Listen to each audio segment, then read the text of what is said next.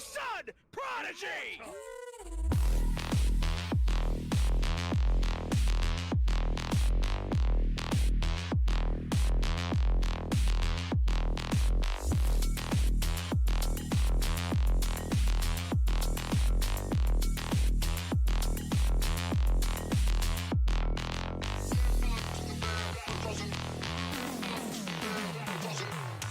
That's right, everybody. Welcome back once more. It's Athens Division coming to ya hot and ready.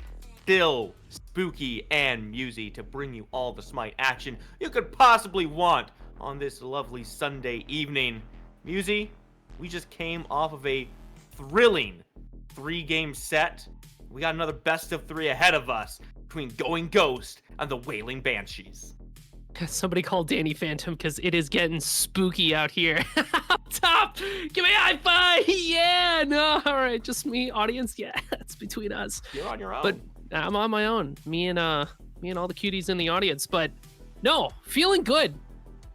Game, bit of a heater in our last set. I'm excited to see what we have for the Athens division in the OSL here on Smite Game as we get a chance to show off our boys on the big screen. A lot of fun names in the set too. I mean, I'm looking at, we got Valo, Drunk Diplomat, Lord Garfield. Yes. So excited to see these players get into action. So long as nobody calls the Ghostbusters, we should be A-okay. That's all I got for ghost jokes. This all cast, I can feel it. I'll come up with more. Huh, you got no more. You got no more, Muzi. A reminder for our viewers, we are now in Athens Division, which is the highest division in the Olympus Smite League. That is one step up from Sparta. So if you like the games you saw before, well, strap in and get ready for a ride. This is where the competition really starts to get tough. And I mean, it's like Masters Division and up there. And I mean, we already see it with names like I was mentioning before, Valo, Garfield, Drunk Diplomat. Like, it's gonna be a show. And with these high skill level players, we have the opportunity to see some higher skilled gods in gameplay and some really saucy, weird stuff, right? Immediately, that Anubis first pick shows me that they are, in fact, ball knowers. That god is kind of broken. So much lifesteal, so much damage, so much sustain. Get him out of here. No dogs allowed. I liked the second ban a lot more than the first one. Amaterasu being taken off the board just makes sense. We've seen it one time tonight, and no more after that, because it not only won, it ran the game with it. Seeing Wailing Banshees take this one away, I respect that a lot. Sobek, also off the board from Going Ghost, targeting that mid laner. You know, mid solo, I've seen him everywhere. Jungle, if you're particularly spicy. Anubis and Sobek both taken out. They're really targeting those sustaining gods right now. Well, and also, because we're in this meta where it's very important to have a character that can take away things like Magi's, Mantle of Discord, Talisman of Purification, you need to have those beads burners. Sobek is one of those top picks. Mini Delvin, as a player, very strong player, not necessarily very comfortable with the Sobek pick. So when you're not able to utilize that tool to its fullest potential, it's important that you take that off the board. Liz, however, very comfortable with Sobek, absolutely willing to run that. So not something that I want to see in their hands. Same deal with Hercules. It's about the bruisers. It's about characters that can put out a lot of damage and soak up damage. So get rid of Hercules. It's too much CC, it's too much damage, too much sustain to ever want to go into. Yamoja first pick tells me that we want to isolate fights, we want to sustain our team, we want to lay down some CC, a very strong pick for Going Ghost here. Double hitter, right? You take away the Sobek, take away that inherent anti-heal that he brings, lock in one of the better healers in the game for yourself, Yamoja. Aladdin is the answer. We've seen some of Aladdin's gameplay around here, Muse. It's always a treat to see. Mobile, high burst damage. You talked about wanting to isolate fights. Well, if you're going to put up some walls, we'll do you one better. We'll put you in a lamp. Yeah, Aladdin is one of those characters where you grab a coin, and you flip it. Either the enemy team knows how to play against Aladdin or they don't. And if they don't know how to play against Aladdin, it stops. And Codester is going to go absolutely ballistic with this pick. But if Going Ghost knows how to play into that character, it gets very difficult for this Aladdin to succeed. Yes, very mobile. Yes, you have the lamp, a lot of damage there. But if you get shut down, if you get caught, you ain't got nothing. See how that one pans out for Codester. The answer from Valo is this Hoonbots. Has been nerfed a couple of times, but still an incredibly potent pick. The amount of CC that he now brings in Smite 2 is nothing to shake a fist at. In fact, don't shake a fist. Stand very far away. Otherwise, you'll be caught in the CC, and you'll probably die off of it. Cupid versus Artemis, a classic matchup here. Don't even say anything about Ghosts after that one, Music. I know what you're about to say. I don't want to hear it from you.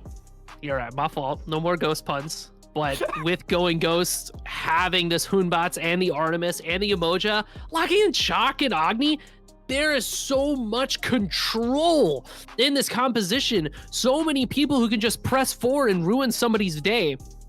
And a lot of objective play. I think that with Fear No Evil and with the Shock ultimate, you are just able to control the space. And now you have the Emoja, the waters there to put up barriers and say, hey, no, go somewhere else. Bother somebody else. I like the response here from Wailing Banshees, though. The Kukulkan pick, very, very powerful mage. You have to know how to position. And in the hands of these Athens players, these are players that can position well with characters that lack a little bit in the movement department. You now have one of the best secures in the game for these objective fights where a lot of these higher level games end up congregating around. Looks good, right? He looks better in Smite 2 than he did in Smite 1. Now has that dash, takes him out of danger, gets a little bit of space there. But I'm looking at Going Ghost here, right? I'm looking at the draft they've assembled, the team they've put together.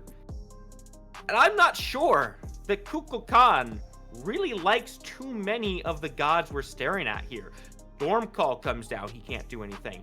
Fear No Evil comes down. Agni Bombs, Emoja Walls. There's so many tools they have to play around. But we'll have to see how they play around. Let's get to the game. Amusey, I'll hear your thoughts there.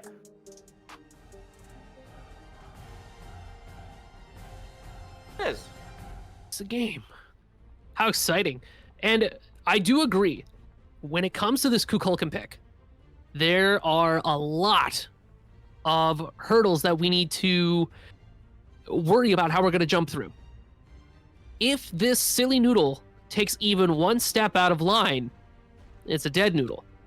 Luckily, you have Cupid Fields of Love, as well as Bacchus Flop and Belch, the stun available there, to help make space for this Kukulkan. So the game plan, these fights, how it's going to go down is basically, can Valo get in there? Can he crack through that shell and pop a huge Fear No Evil onto Wailing Banshees? And will Losh be able to follow up with the ultimate as well? Or can Gabe follow up with some big damage? Clay City, what can we do off of it, right? While that's happening, a similar strategy from Wailing Banshees. Codester, the Aladdin, looking for people he can isolate inside the lamp and take them out, because the 1v1 in the lamp very skewed towards Aladdin's favor. Once more people start getting added into that small clustered space, it gets very hard to maneuver around in there. Very difficult to take that fight. So really it just comes down to who's going to take that first shot and how can we react to it. Going Ghost has drafted a team that's simple to execute on paper, right? Put walls up, drop the big circular ultimates, question marks, profit. But Wailing Banshees, like you said, they're the ones who've drafted a few answers. They put some questions down themselves, and it's all a matter of how you play around what the Banshees can bring to the table. And for my part, I've really got eyes on Codester here, because if Going Ghost chooses to commit and they drop all their stuff onto a single target, and Codester comes in and just starts taking people out of that fight, just decides to start up a lamp, I have to question how much that will disrupt what Going Ghost truly wants to do, and how much it can throw off an engagement like that. You are, yeah, no, you're 100% correct, because it's really riding on who can Codester find in these ultimates, and who can Valo find in their ultimates. My eyes are on the junglers this game. That's who I'm watching, because once both of these people hit level 5, all bets are off. We are dropping Fear No Evils. We are throwing people into that lamp. Valo, in addition to the fact that he has that Fear No Evil, has opted towards the aspect. So they're going to have that stun on that overhead smash as well as the Fear No Evil. That fear. I like what I did there. But the CC is what I'm getting at. It's, yeah, I mean, I got a theme going on today. The CC is so powerful. You lose a little bit of damage, though. Valo will be lacking in that damage department because the scaling on the overhead smash is just not good because of the aspect. So he's really relying on Gabe or Clay City to follow up on his plays. But when you're one of the better junglers in the game, you don't really have to worry about it. And the aspect, the more I think about it, feels especially good in this meta because bruiser builds are so important, and because it's so important to burn beads, you can force Magi's and Talisman of Purifications out with your overhead smash alone if you threaten their position, if you threaten their life enough. So this Hunbat's pick, the longer I think about it, the more appealing it looks. Really a significant level 5 game for the side of Going Ghost. And there's level 5 right there. Valo picks up the first blood instantly, drops the Fear No Evil before the words even finish leaving my mouth. I mean, the damage, you wouldn't even know. Losh finds one. Lord Garfield, 07, is going to fall down. But that damage that Valo has, even as they say, yeah, you take a bit of hit of the damage of the overhead smash because you lose scaling. Doesn't matter. The confirm that you get off of the stun helps you get more damage on, especially to a character like Kukulkan, who doesn't have great movement options outside of like a speed boost and a situational dash. Take him out of that situation. Slam that stun on top of him. Hit level 5 because your mid laner's looking out for you. Find yourself a wonderful lead right off the rip. And then let your chalk be chalk in that solo lane. Go crazy. Note 2, both people that died there, both Garfield and Des, dropped their beads trying to survive for less than favorable results on it, which now means that Going Ghost has more opportunities to look aggressively towards both these targets. Garfield, maybe not the highest priority for someone like Valo, but Des, I mean, you know that they want to put this little noodle in the dirt time and time again. That is 100% factual, because if we can put pressure onto this Kukulkan, then our objective fights look significantly better for Going Ghost, because Des won't have access to all the items that he needs, all the levels that he needs to make that Spirit of the Nine Winds really have that oomph to really lay down that damage. And because we burn that beads, I would really expect that once Valo has ultimate up again, he's gunning straight for that Kukulkan. So Des needs to stay extra careful about where Valo is at any given time. This could be a great opportunity because Wailing Banshees are going to be so stressed out about where Valo is. They're going to put a lot of pressure onto this mid, trying to keep their Kukulkan alive. Could be a wonderful opportunity to move to that dual lane and gank over there. Clay City has the ultimate available, so you can try to burn the purification off of that Cupid and then immediately follow it up with the Fear No Evil, or start with the Fear No Evil and then pop the Artem Assault later after the beads are used, and then get the stun. The CC chaining that Going Ghost have drafted for themselves is gnarly. And until Wailing Banshees has their Talisman of Purifications or the Magi's Blessings available to them, it's going to really hurt. But we know that they respect it because they already have 4 purifications. Is it going to be enough until they can get online? Is the question that we're all going to have to wonder about. And time will only tell with that one here, Musy. We're only 6 minutes into this game. And there are a lot of questions currently posed for the late game, and for my money, Going Ghost does have a very strong late game draft. Wailing Banshees, if they want to find success, I think they need to start looking for it pretty early on before the scaling comes online for Going Ghost, before Gabe starts getting too much CDR on this Agni, where he just starts dropping bombs, dropping stuns, and making things absolutely miserable. I'm not sure what the minions are going on with Losh over here, but he'll clean them up no problem in just a few moments. All in Wailing all, though, Valo Banshees has decided kind of wait around, wait for those beasts to come back up online, and not get too aggressive. And I don't hate that decision, right? Play it slow, play for your strengths, and now looking at potentially diving Dest between towers in the mid lane. It looks like they'll be all right. The grouping here, as Aladdin runs on the wall, Val's looking pretty low. Misses the lamp. Wide, Coaster not gonna be able to do much here. Beads come out immediately. Get Coaster back to safety. Liz does make the rotation over, but nothing ventured, nothing gained, nothing lost. Well, nothing lost. Wailing Banshees, while we talk about how strong this Going Ghost comp is, and you said that Wailing Banshees have drafted themselves some answers to that Going Ghost comp, and I agree. The Wailing Banshees comp has a lot of, has a lot of sauce, right? There's a lot of flavor in this dish, a lot of pop-off potential, where if the situation is right, this composition goes very crazy. The fight potential, the scrappiness of a Bacchus, of a Cupid, of the Bellona, it's very powerful.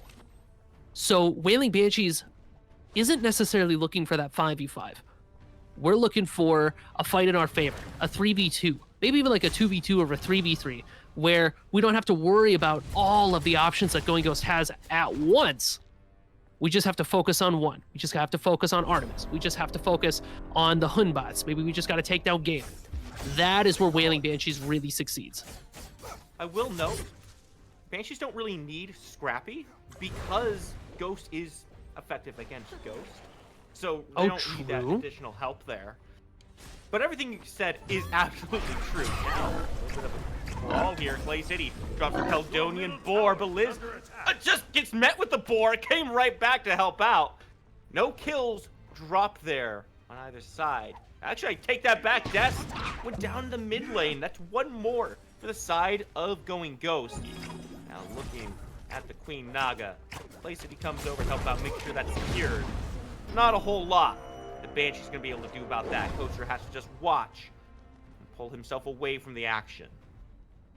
Going Ghost finds themselves with a very strong initial lead here with those crystalline eggs. They could potentially look at this Gold Fury, but instead, it was Wailing Banshees that had grouped around it for just a second. Probably just clearing out those pots. Those gold pots, worth quite a bit, can help keep your head afloat, especially in situations like this where your early game isn't going the way that you want it to. So let's just try to find the little bits of farm that we can and just hold on. It's another one of those games where instead of trying to find a lot of early contests, we shift our focus more towards the mid game. We think ahead all the way to the late game. I think to myself, I'm like, well, I want Codestar to have his build online. I want Dest to have their build online. Garfield's gonna Garfield. They're gonna Garf no matter what. I need my carries go crazy. I can trust in my teammates to just be there when they're ready. Banshees don't have to rush anything. But at the same time, have to see a contest here. Fields of Love come down. Still, trap from Clay City. Means the Banshees have to take the long way around. Valo gets to walk away from that one A-OK. Buff secured. I want to turn back to kind of this mid-game discussion. Because Wailing Banshees, as we've noted, don't have a great early start here. As we've noted, they don't need to rush into things. They can take their time. At the same time, I kind of just favor Going Ghost draft at every point in the game, at least when it comes to grouping. If the Banshees want to find success, it feels like they almost have to just search for the picks to play aggressively. And it makes me wonder how much time they can afford to spend being patient, scaling up before they make their first move. I think you're kind of on the mark with your thought process there, because I would tend to agree as well. That 5v5 for Going Ghost looks solid, and their team composition feels very good through every stage of the game. But if Wailing Banshee is able to find that scrap, they come out on top. Oh, I don't want to say almost assuredly, but it looks very good for them. Once we start to look at like Gold Furies and stuff like that, Wailing Banshees also has the opportunity to just have Dest walk over, throw an ultimate, walk away, flip that coin, right? We don't have to worry about it beyond that. Right now, though, Dest is still under a bit of duress because Val's just got their number, right? Yeah. This Hunbot's pick is going crazy for them. Luckily for Wailing Banshees, though, Going Ghost hasn't actually found too much from these early kills, and Wailing Banshee's doing a good job just kind of holding it down in the interim. Okay, being looked at once again. Valo goes on for drops the Fear No Evil. It's again Dest under duress. Gets caught, but into the lamp we go! You wanted to fight? Well, here you go! Valo blinks away, trying to avoid the Aladdin, but he cannot do it alone. Coaster takes him down. A 1-for-1. And back out of the lamp, Coaster comes back victorious. Coaster pops the wish for power there. I like the gumption, but that is a great example of what Aladdin brings to us in these engagements. Coaster is able to find Valo in the lamp and just say, hey, you, me, we're doing our own thing. Let our teammates handle business, right? Dest goes down, but at the very least, Wailing Banshees is able to make Going Ghost bleed. And it stops Going Ghost from getting too crazy, too far away. Even as I say that, though, look who's on this Gold Fury. Going Ghost groups up on it, but Drunk Diplomat right around the corner. Well, goes on forward. Phantom Shell is dropped and the Fury is stolen away. Beads have to be used by Clay City, and just like that, it's another 2 quick kills for Wailing Banshees and an objective to their name. What was a 2K lead for Going Ghost is now flipped over 1,000 for the Banshees. Drunk Diplomat with that Fields of Love, and Liz with that Bacchus Ultimate 2. Wailing Banshees finds Clay City. The going keeps going strong for Wailing Banshees. Just like I said, these fights where they feel kind of scrappy around these objectives, where Wailing Banshees feels very strong in those situations specifically. Where these fights where Valo has been trying to pick on Dest, where you isolate this Kukulkan, you ult him, you kit dump on him, you kill him, done, right? Feels very strong for Going Ghost. The 5v5 will feel very strong for Going Ghost. But Wailing Banshees is not afraid to take that Gold Fury fight, not afraid to take the ambush tactics, to hide in the trees, to take you down. And that's what's going to make this game really competitive. Musy, wait for the mid game before you start making your plays. And Coaster, you said keep your eyes on the jungler? Well, he pops up, takes Valo down, and that really feels like it opened up everything for the Wailing Banshees there. Now granted, maybe Going Ghost shouldn't have tried to go for a Fury with just the 3 members they had this early in the game. But nothing ventured, nothing gained, right? Unfortunately, this time, Wailing Banshees had that answer, and they were looking for those scrappy little fights. Now Banshees get to pull themselves a little bit further ahead. Their gold lead actually extends a good bit there by taking Clay City down as well. Now the question is, what does Ghost do to stop this in its tracks, pull things back to where they want it? Pyromancer still something to be looked at. Gets out here, Valo. Way. Down with the ultimate. Dest goes under the tower and Coaster's right there with him. Now the walls come up. Somehow Liz is still alive. Please put him in the dirt. Thank you, sir. Mini Delvin. Ready for that one. Valo's still here, but keep eyes. Lord Garfield on the way as well. Clay City's rejoined the fight. Coming on over the banner, drops it down. Caledonian board doesn't find the success it's looking for. Still on the late rotation, looking. Not a whole lot more to be done, though. Both teams go their separate way, a kill each. That fight dragged out just a little bit there. Looked pretty good for Wailing Banshees initially, but Mini Delvin able to get that last hit onto Liz, and then at that point, we're just kind of posturing at each other. Dest, I don't want to say that they weren't in any real danger, but when they find themselves in that situation where they can stand in their tornado next to their tower, they're going to feel very safe. Now, with Wailing Banshees in the position that they're in, I would say that it might be time to start looking at some objectives and try to pick more fights around that. We have proven that we can take fights and we can win them. We know how to play around Going Ghost game plan a bit. We have to try to push that, have to try to force that, and see what else we can get. Honestly, the big thing to me was Liz surviving as long as he did there. There's no reason for that Bacchus to be last hit by Mini Delvin's ultimate of all things. The River's Rebuke is not what I expect to be securing kills on 1 HP targets. But you do what you gotta do. Still, Banshees take the favorable end of that trade. Mid lane for your support. You're happy with that every day of the week. Just puts you a little bit more ahead.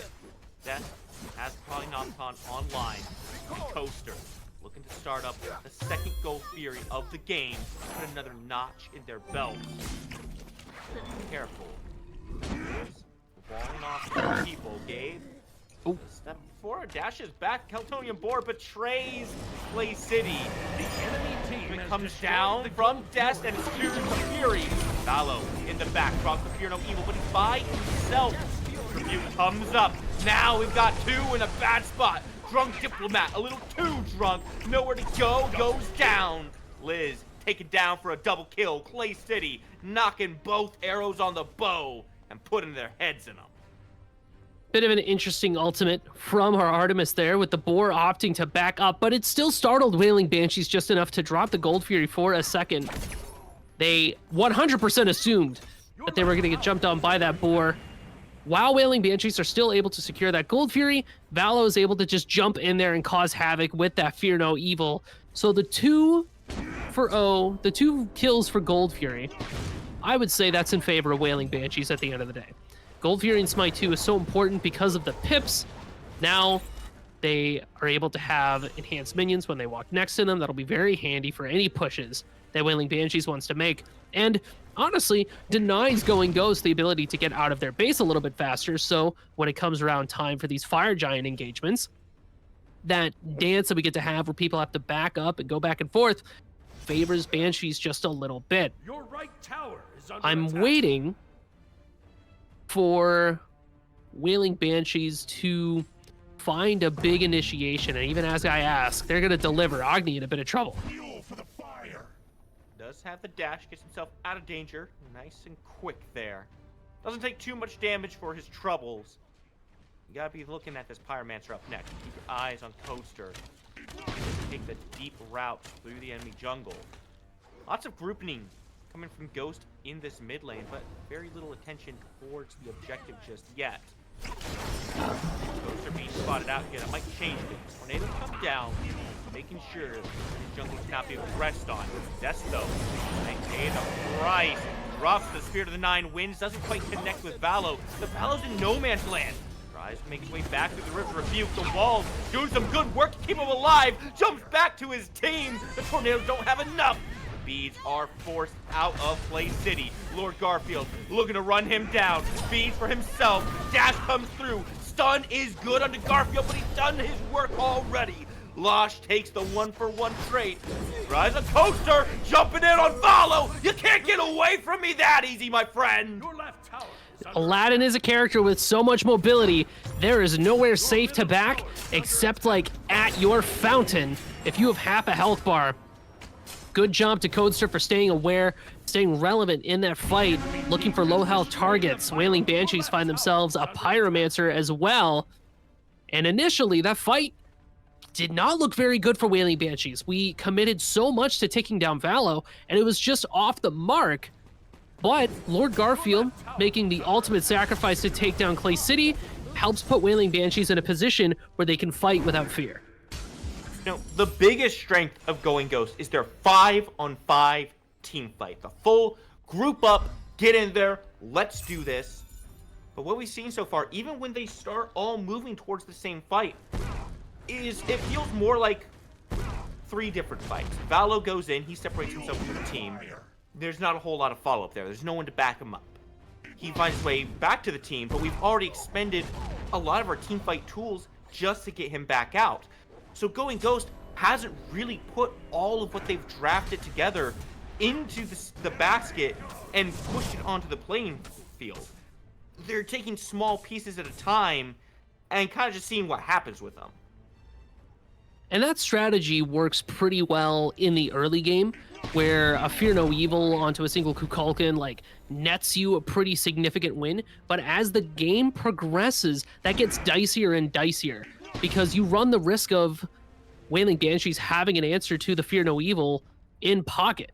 Liz has the Talisman of Purification online. Everybody except for Liz has a Purification Beads. And if this Kukulkan gets enough items online, i.e. your Tahuti, your Polly, the Thoth, you could just kind of die if you're not careful jumping on to that silly snake. So it is in fact time to make these big groupings, for Valo to go in and then to have immediate follow-up. It shouldn't start and end with the Fear No Evil. It should start with Fear No Evil, and then we see what we get next. Tougher now. It's going Ghost, operating about a 5,000k deficit. 5,000k? 5k deficit. Oh my lord. He's gonna be caught out here. Has to burn the Storm Call. Just keep himself healthy. Now, what is happening right now? Mini Delvin also in a bad spot. Garfield goes in. He just drops so much confusion.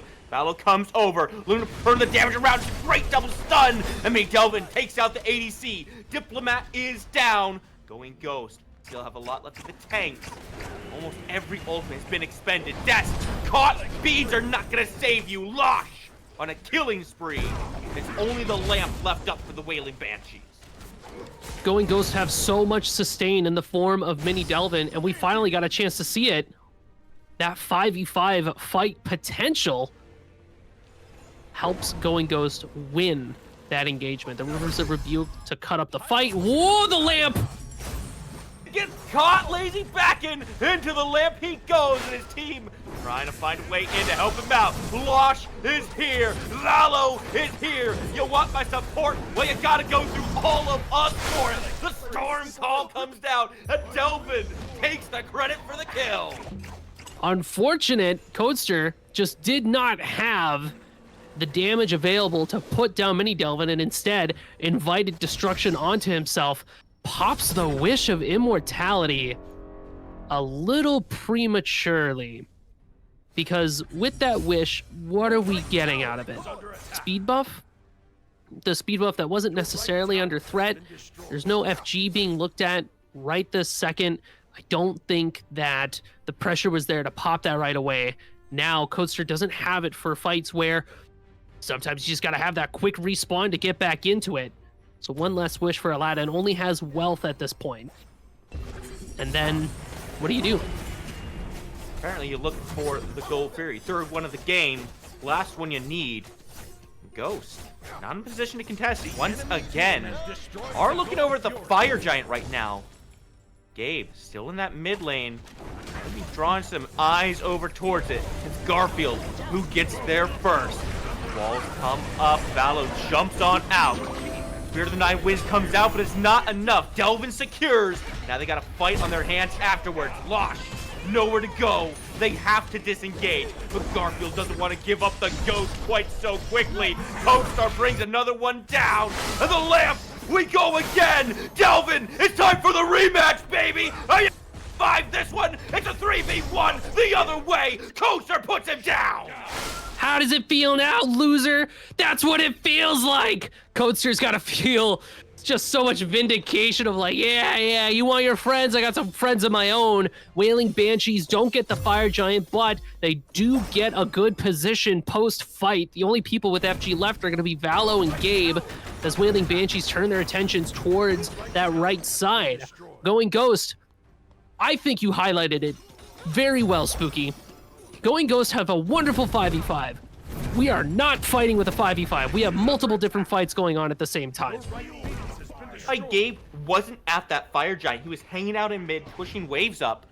And if he had that extra damage at the Fire Giant, maybe you take it down faster. Maybe you don't lead everyone over to that Fire Giant and see the fight go so poorly. We can only speculate, because what has happened, and there's no change in it at this point. Ghost still has Fire Giant on 2. They've got to hold on to it and make use of it. Losing on Clay City is a big deficit for them. Now the gold has just grown. It's becoming a bit of a mountain for Going Ghost to try to climb over. 8,000, almost 9,000 in favor of the Wailing Banshees. And that's kind of the scary territory there, Musi. When you start getting up towards the double digits, when you start looking at 10K, things get really tough to fight into, no matter how good your team fight is. Going Ghost, so far in this game, has struck me as a team that does not necessarily know what to do about the Aladdin. Codester's been doing a really good job of finding these ultimates, isolating Delvin. Ooh, in goes Valo.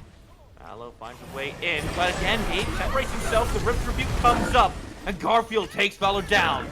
Husky going wild, trying to find some success, but Drunk Diplomat is still alive somehow at the end of it. Trying to find a way out is Gabe. Garfield chasing down. You just need a little bit more damage, but the Obsidian Dagger comes through and resets that health bar. Diplomat takes Losh down, and all of a sudden it's still 5 Banshees wailing at your door, wailing at your health bars, and now the Phoenix comes to bear the full brunt of their power. It can't stand, it falls. Once again, Valo jumps in, and we see nothing from Going Ghost for the real follow-up. I mean, Mini Delvin is able to throw up that River's Rebuke. They try to isolate the fight, but it just works in the favor of Wailing Banshee, who just has so much damage on lock. The scrappy team. Now, they don't have to worry about the 5v5. It's a 5v3, and they want that left side Phoenix. Numbers look pretty good for Wailing Banshees. Gabe separated from his team very low. That last Phoenix doesn't stand a chance at all. Again, Ghosts are not in a position where they can step out of these structures and start the fights up themselves. They have to be playing more defensively. They have a good defensive composition, but it feels like they haven't recognized the position that they're in and adjusted accordingly. I mean, keep in mind, these are teams where this is our first set that we have with them. So the cohesion might not quite be there for everybody. This feels to me that as the game progresses, even as the set progresses, Going Ghost will be able to be a little bit more cohesive, to coagulate a little bit better.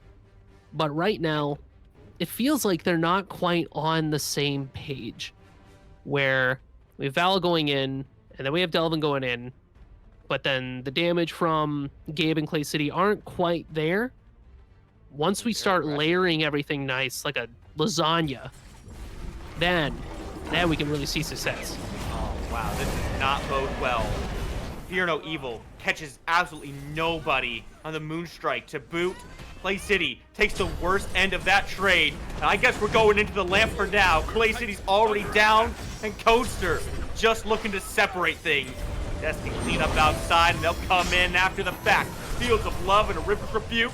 I don't know how you're gonna stand it. Drunk Diplomat does end up falling.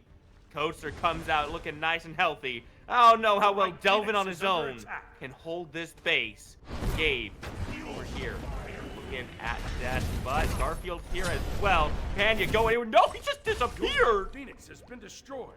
Wow, Dest not afraid to dive in with Lord Garfield while we chase Mini Delvin. The Titan looks pretty low. Wailing Banshees wants this game won. Gabe, quick and done. Wailing Banshees make a nice convincing victory. Started off slow, started off rough. At the end of the day, it's how it ends that matters. The Wailing Banshees looking pretty happy. Wailing Banshees picked their fights very well. They also responded to the aggression from Valo appropriately. When Valo started to get over-aggressive with this Hunbats, trying to pop these Fear No Evils, the team of Wailing Banshees did a good job turning around, isolating him, taking him out of the fight, and then just turning around on the rest of Going Ghost. Especially a big shout out to Codester on this Aladdin, who did an exceptional job of just finding somebody and taking them away. Right? We don't need to necessarily kill you every time, but you are leaving the fight And if anybody else wants to get in this lamp and fight me, you cannot help your teammates. So a couple times, Mini Delvin would just be stuck in a lamp with Codester. And even if Codester couldn't kill Mini Delvin, it didn't matter because Mini Delvin wasn't there to support his team. That Umoja was very needed in a lot of those engagements.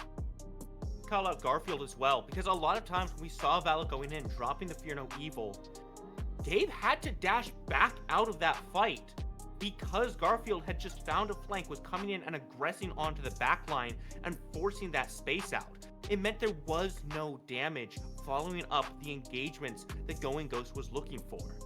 Now, that might do it for game number 1, but this is a best of 3 here, Musy. It's not over till it's over. We got at least one more coming up after the break.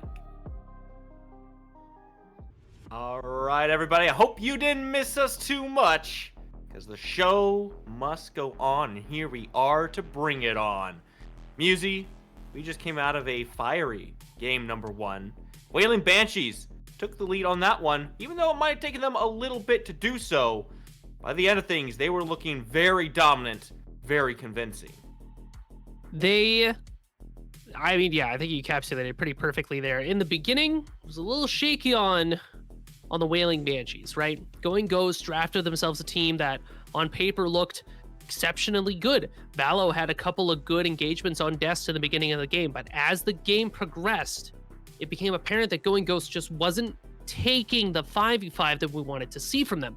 Or when we did have these large-scale engagements, it felt very scattered, and Wailing Banshees team composition thrived in those engagements of, we got a couple people fighting over here, got a couple people fighting over here, my Aladdin just ulted Mini Delvin for the nth time, rock and roll, right?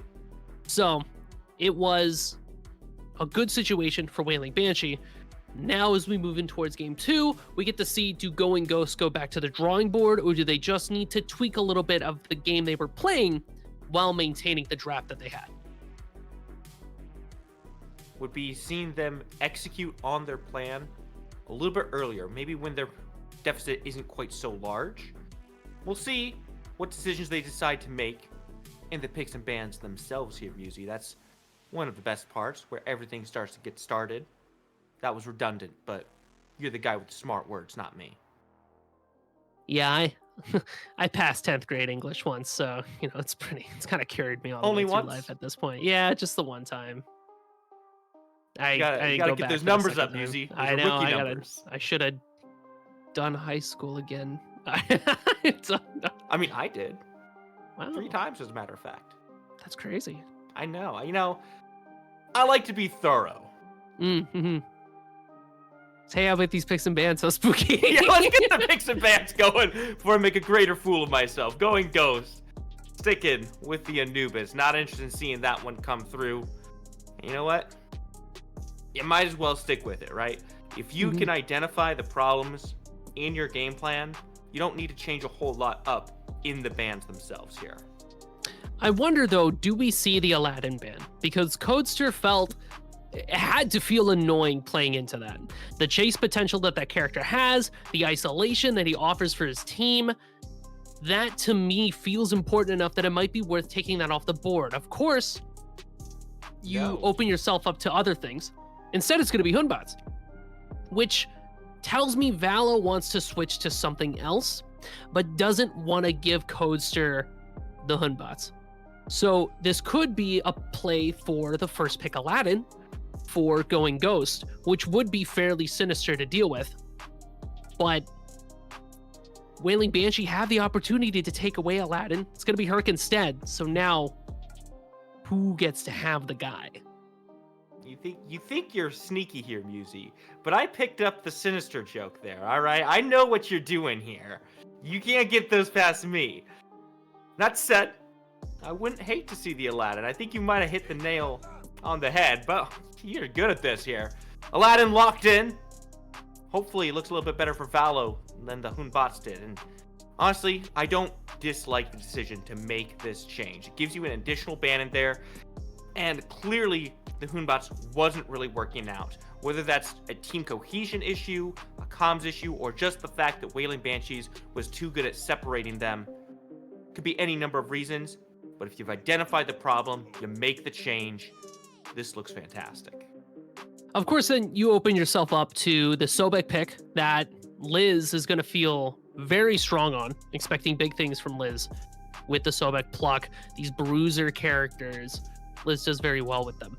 And then you pair that with the Cupid run back, where I think Drunk Diplomat did pretty well, laying down Fields of Love, doing what he had to do, even if... The thing about Cupid is that you don't necessarily need to hit all of the stuff. You just got to throw on the Fields of Love and be like, all right, team, you got it. That's all you, baby. It's a very low bar to clear. It's like, big circle? Yes, we're in that. Like a ring? Done. For their part, Going Ghost gonna match that with the Artemis. Apparently not feeling like they need to make any changes to their duo lane. Comfortable with it, and I don't blame them. It looks good for the most part. Kukulkan, again, locked in for the side of Wailing Banshees. That's going right back to this one. And I'm a little bit more mixed on my feelings on this one here, Musi, because in the early game, it was a big target. Took a couple spills, and honestly, throughout the game, he was still being jumped on and focused quite a lot. And it was just a matter of Wailing Banshees being able to separate the fights that kept this Kukulkan alive. With the Aladdin picked up here now, I wonder how effective this Kukulkan is going to be when it's so much easier to gank and separate the Kukulkan from his team. So, I think Kukulkan might thrive a little bit more in this scenario, because if Fallow is trying to put pressure onto Dest, they're using the lamp, and that is a single target ability. So, True. Before with the Fear No Evil, you pop into the middle of the team fight, you swing your head, you look for Dest, you try to get him. You know that the people around you either have to pop beads or lose through Kukulkan. Now it's, I'm going to get you in the lamp. I'm going to get you. And Kukulkan can just say, can I phone a friend? Do I have a helpline here? Can I get somebody in here? Right? Like, do I have time? He just says like, Beetlejuice. Like, let me get a buddy in here. So it could go either way right now for Going Ghost. It depends on, do they have the follow-up? If Valo is going to ult on Dest, can the rest of Going Ghost capitalize on the fact that Dest just isn't there for a period of time? Well, change-ups to the rest of the draft here. Achilles locked in for Wailing Banshees, and notably, Bologna and Chalk there on your screens.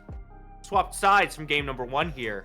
I'll leave it to you, Musi, which you think is the most impactful change here. So, Losh and Garfield are both players that love to just slam the Chalk, right? And to Clearly. see the Chalk with the Wailing Banshees at this point, I feel it's a little stronger over there. Almost entirely because we're just running big circles comp. And we have Lurking Waters, Fields of Love, and now the Shock Ultimate as well. We're just slamming all that down in a circle, right? Throw that ult in a circle, is all I'm trying to say at this point. And with the Achilles follow-up, with the execution, the shield bash, the stuns, there's a lot for Wailing Banshees to work off of here. In that same note, though, Bologna, for the Going Ghost team, has the ability to try to shut down Cupid, try to box him out with the shield stacks, with the Scourge. If you're able to take the aspect, then you have this Bologna with your Artemis shredding objectives, because you just heal through everything. It's not a big deal. So, bit of a coin flip, like we said, and like we've been seeing all day. On paper, all of these things make sense. And then we get into game, and then it doesn't quite go the way we would expect. You said the words there for me, Musi. Let's get into the game. Let's see where things have to fall down at. Wailing Banshees, like you said, they've drafted themselves some big circles. And it's pretty much just the question of, all right, where does this god go? That's right, into the circular hole. Where does this god go? That's right, into the circle. Where does this one go? Into the circle. I'll have to see if they can execute it the way they want to. So right now, Going Ghost, they got to be digging in, making sure that they do not fall in a quick 2-0. And Going Ghost will absolutely be holding a grudge after that first game that they had against the Wailing Banshee. Can I tell you a secret, Spooky? Did you write these down? Is there a list right now? In between games, when he went to go get some water, I wrote down a list of ghost movies. I can't Scooby-Doo this anymore. Oh, man. This is going to be a long one, I can tell. This is a good set. This is a great set right here. Wonderful set. The best of sets, even, Now I get between Going Ghost and Wailing Banshees.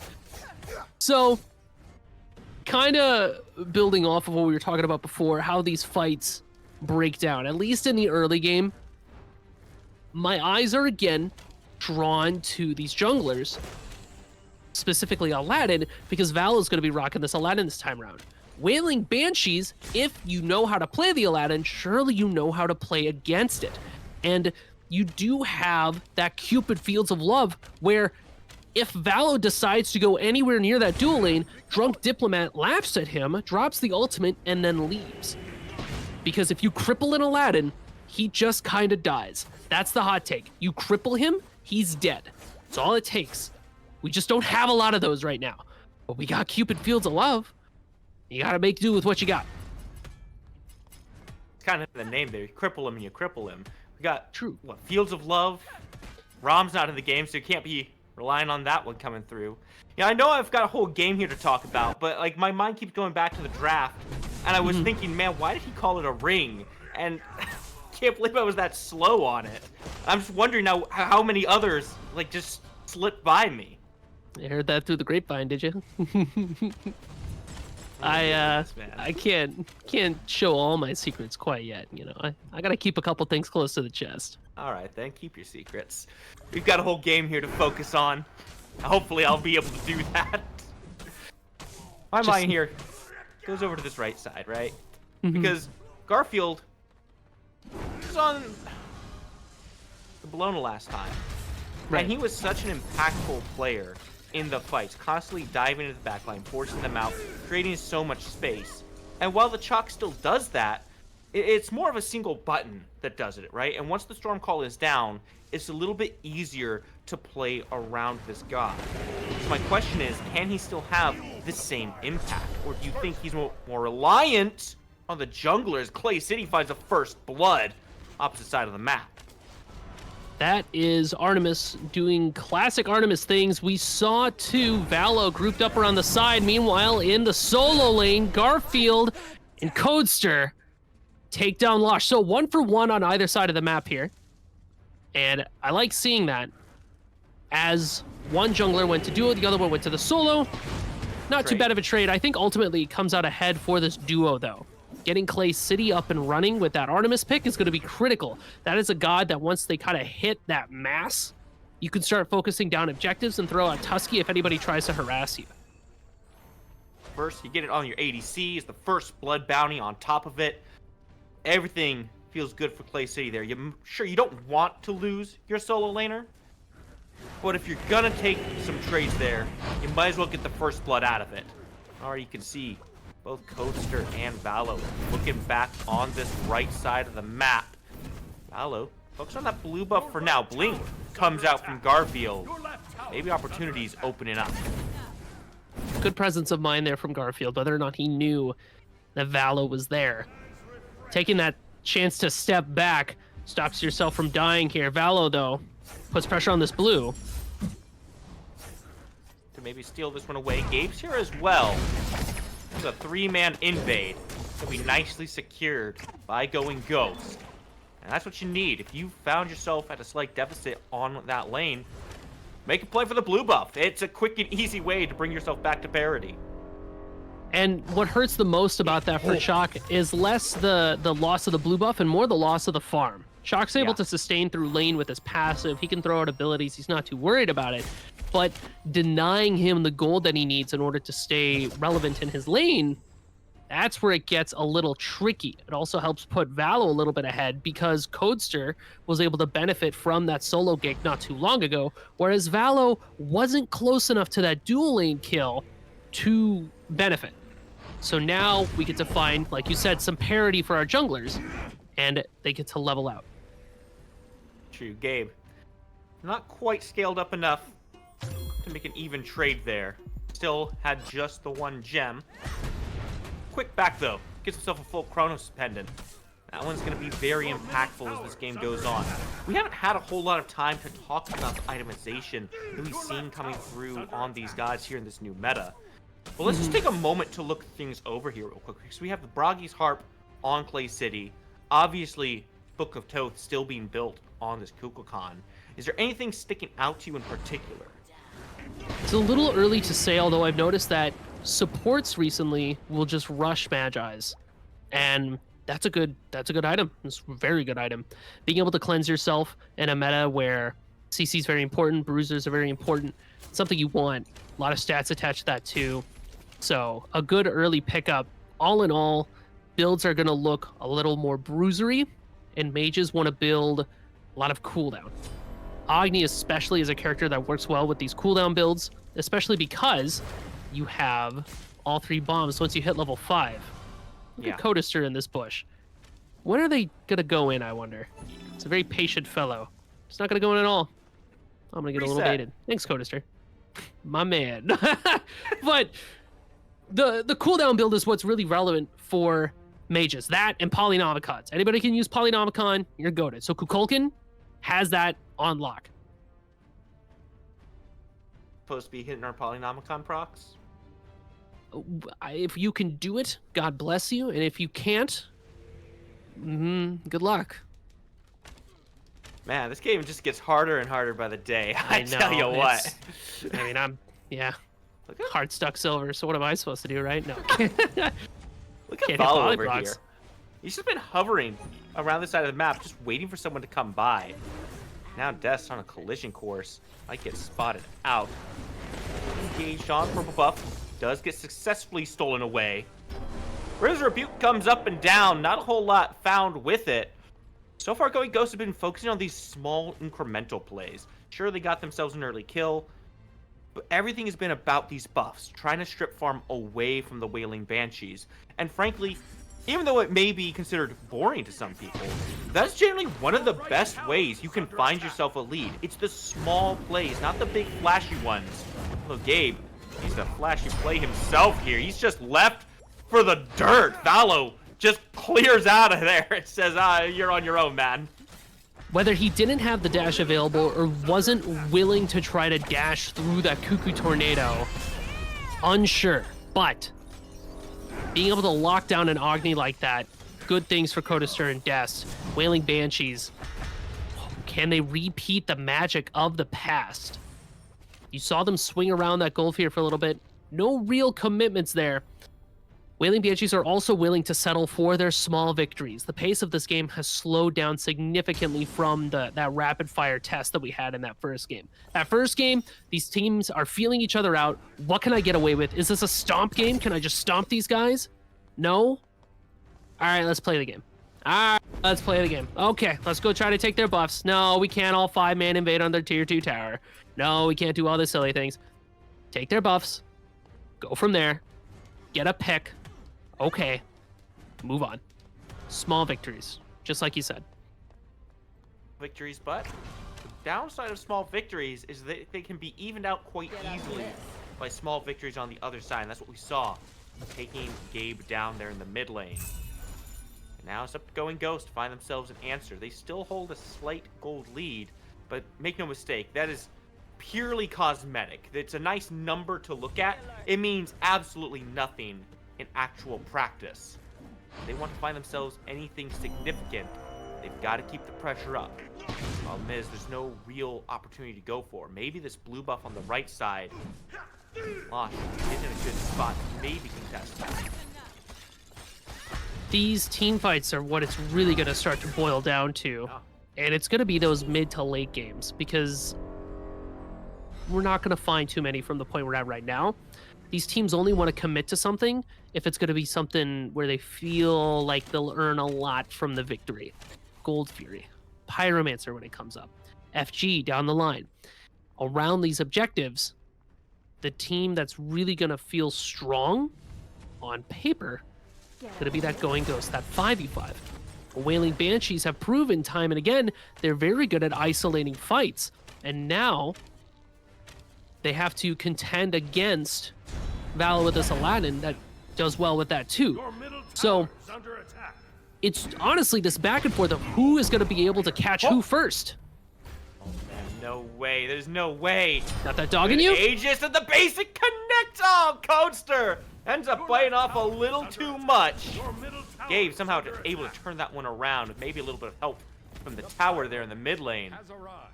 That's now one more small victory for Gabe. Has lost his Aegis, stepping up a little aggressively here. Does have the dash, but Des looks to find him, drops the spirit, not gonna connect. Now Gabe has to weave, dodge, bob, and here comes Valo. Des able to secure the last hit there, and it's not enough to get him out. Valo trades 1 for 1 in the mid lane. A little bit of tit for tat here.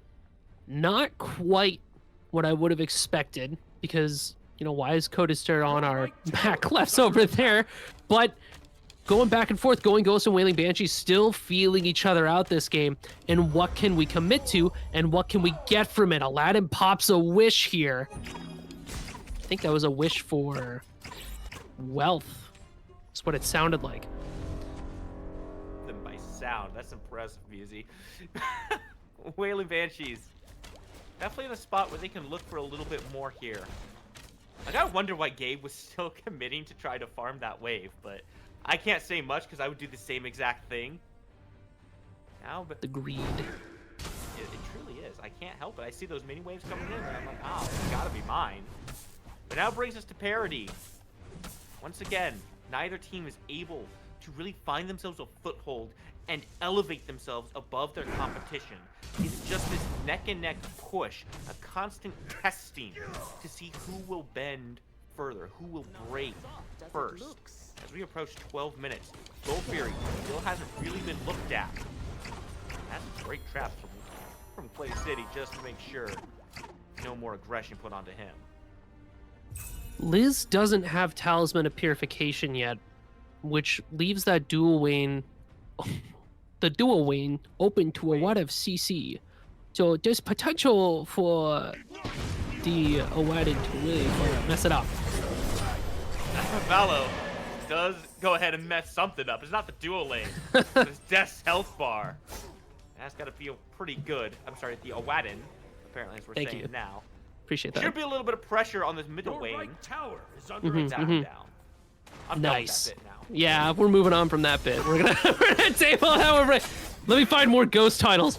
Paranormal Activity, Chucky, Five Nights at Freddy's. Pyromancer gets picked up here by Going Ghost Is under attack.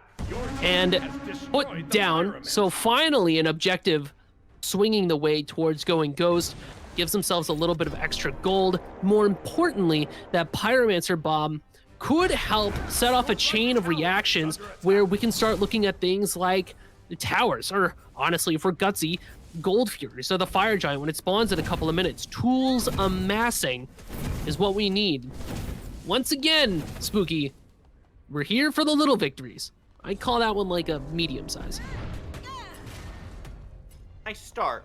You said medium, I think I'll agree with on that one. Not elevating the goal too far, but giving you one more tool to play with. Gosh, not enjoying this particular fight too much. The sustain. Garfield on this chalk is just crazy. Jumps over the wall, gets caught by the stun, but the blink does follow. Stormcall comes in, Aegis out, trading through, but it's not enough. Finds him, puts him down. Garfield all the way through the lane. Crazy stun from the Bologna there. Lord Garfield's just a little too good with the blinks, a little too eager chasing after it, but doesn't matter in the end. Wash will fall down. Garfield does have a pretty solid lead in the solo lane. I almost want to start seeing Wailing Banshees just group up and force something. Gold Fury, as I say it, picked up. Naga for Going Ghost. What's the response from Going Ghost for this gold? Secure, Nine Wind is available. Riven's Rebuke comes up to block some of the vision here. They need to drop it and reset though. Can't allow him to take back up. The Spirit comes through. It doesn't secure. And Ghost steal it away on the back end. Ghoster still pushing forward, but Diplomat's so low and taken out. Losh returns to the fight and puts one down. Reminds you not to forget his name. Delvin might fall, but Koster has to find his way back out. While Des, still on the back end, survives Valo's lamp. Koster can't say the same. Losh puts him down, and Valo's at a bad spot, trying to find his way out of dodge, but the rest of his team has come around. Storm call, but there's no one to answer. This one's going unanswered. Put it down. A triple kill for Losh. Going Ghost played that fight exactly the way that I wanted them to. Not only do we take that Gold Fury away from the Wailing Banshees, who had a rough time dropping it. Actually, it was Mini Delvin who picked it back up with the damage from River's Rebuke, carried it over towards their side of the team. It forces Wailing Banshee to jump into that fight because the Gold Fury wasn't dropped. Then Valo finds the ult onto, I believe it was Dest, and then Garfield goes in after them. Now Dest and Garfield are not in that fight. They are isolated from that fight, leaving Codester, Liz, and Drunk Diplomat to carry on the fight from that point. They don't have the damage because Clay City has items online as Artemis and just lets it rip. That is exactly how Going Ghost had to play that. They executed that just about as well as they could. Unfortunate, Mini Delvin dies, but they are happy to die for that trade. 1 for 4 and a Gold Fury? Or yeah. Hello, let me get some of that. And a large fry and 2 drinks. Like, that is what we need. Now, Going Ghost is done playing the small victories games. It's time for big victories. Now we got a lead. Now we can press it. Now we look at things like Pyromancer and Fire Giant. We can start looking for bigger picks and gutsier fights. Baby steps, the building blocks. You start with the small victories, build yourself up to the Pyromancer, get a nice medium-sized one in there. And like you said, towards the end, you find yourself one big victory, breaks the whole game open for you. Now, 6,000, maybe slightly less, gold in the lead for Going Ghost. And you can tell the mental has shifted from the way they're playing, the way they're stepping forward, that 3-man, pushing into Wailing Banshee's jungle. Not able to find a whole lot, but they're okay with that because they're just testing. They're seeing what they can take away. Can we get something from the Banshees? Because we have this leverage. We just have to throw it around a little bit and see what happens. And Wailing Banshees on the opposite side of that coin do still, very much so, have an opportunity to take control of this game. And it really is going to come with that tit-for-tat style of gameplay of what are we willing to trade and who do we need to target in order to find victory in these fights. Codester has decided it's Mini Delvin and Gabe. Gets thrown back. Still should be able to find a dash out. Magi's keeps the stun away. And Gabe able to walk back out one nice and easy. Surprising that they gave up, honestly, so quickly. Not a whole lot paid towards Gabe there. Perhaps some credit due to Delvin keeping that aggression off. The fear, too, of Valo right around that corner. Aladdin, such a menace if you are not prepared to deal with them. In these small engagements, he feels very powerful. 9 Winds comes down, and just like that, Delvin drops, but you said his name, and he is here. Aladdin comes to join the fight. Eagles rally, does the work, and gives everyone a point to focus on. 1 for 1, both supports down. Oh my god, the damage onto Des not looking great. Valo wants the chase, runs him down. The genie is here and brings you low. What a cool character. Nowhere you can run, nowhere you can hide. Your Cupid is pushing left lane, so you just gotta find a way to deal with it though. Wailing Banshees tried to set up a trap for Valo. Codester finds it and puts him down. Codester in a bad spot though. The Caledonian board comes out. Just a little oink oink, put you down, open up another Gold Fury. Second one to their name. Going Ghost. Going pretty hard into this match right now. Your eyes on Garfield, making the rotation over, but he might not make it in time. Does not have the Storm Call available. Fields of Love come down, do connect. Just left Diplomat in an odd spot, has to find a way out. Dash has closed the distance, but the stun is here. Beads, get drunk out. Your middle tower is Luckily, under you attack. do have Lord Garfield there to help make some space for Drunk Diplomat. The giant shock slow dissuades the chase. Going Ghost forced off of that Gold Fury initially, but now with no Fields of Love, Wailing Banshee's chance to re-engage here looks a little awkward. They do not care. They pick up the Gold Fury. Going Ghost has a couple tools available. Gold Fury's thrown down to half. Rebuke is available here. So is the Spirit of the Nine Winds. Cut him off. Drop the Eagles rally. The Spirit comes out late. It's going to be Clay City securing the Fury. Now Garfield up far. He's not being looked at. He pulls back to his team. He's okay to leave. Your left tower is under Going attack. Ghosts find themselves with the second Gold Fury. Unfortunate that Dest is just off the mark with these Kukulkans. You would expect the Spirit of Nine Winds to be the ultimate objective securing tool, but it's just been a bit off the mark this game. Midi Delvin with that River's Rebuke helps interrupt the space, makes it a little hard to parse out what's happening. You don't have the information you need to be able to let things rip the way you need it to. Going Not sure if Ghost, they had full vision on it at the time. Like you said, that River's Rebuke puts up so much disruption.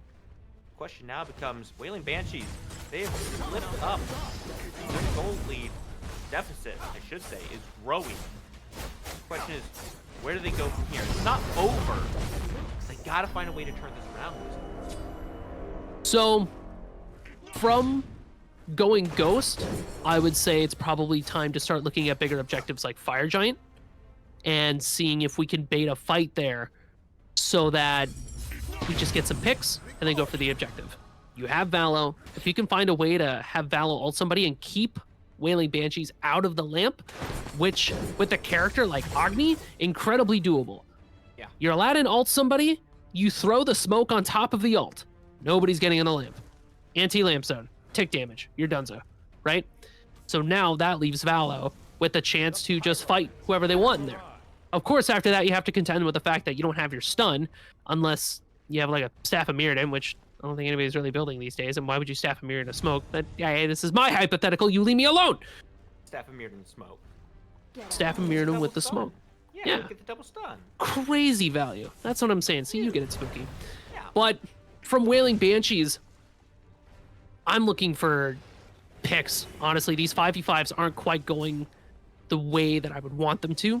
Yeah. If Garfield, whoa, a little bit of engagement up there in the top. Look at the Bologna. Lost just ults in. Valo, still up, leading the charge with them. Feels like a zoning ult, just creating space to make sure Going Ghost can come back to this Pyromancer. Garfield in this area, not to be able to steal it away. Liz, looking to see if they can get a pluck, maybe a pick that you were talking about, Your right but it tower feels so is difficult under to do attack. so. Your best opportunity was probably when, like you said, Losh ults in up there. But he's just too tanky, can't get him down. Going Ghost had, or not Going Ghost, Wailing Banshees had put a lot of focus onto Valo in that Your moment. right tower is under You attack. saw Codester and Dest chase after the Aladdin in the left side of the mid lane, while Going Ghost was working on that Pyromancer. Dest even lets the ultimate rip, but they don't find anything for it.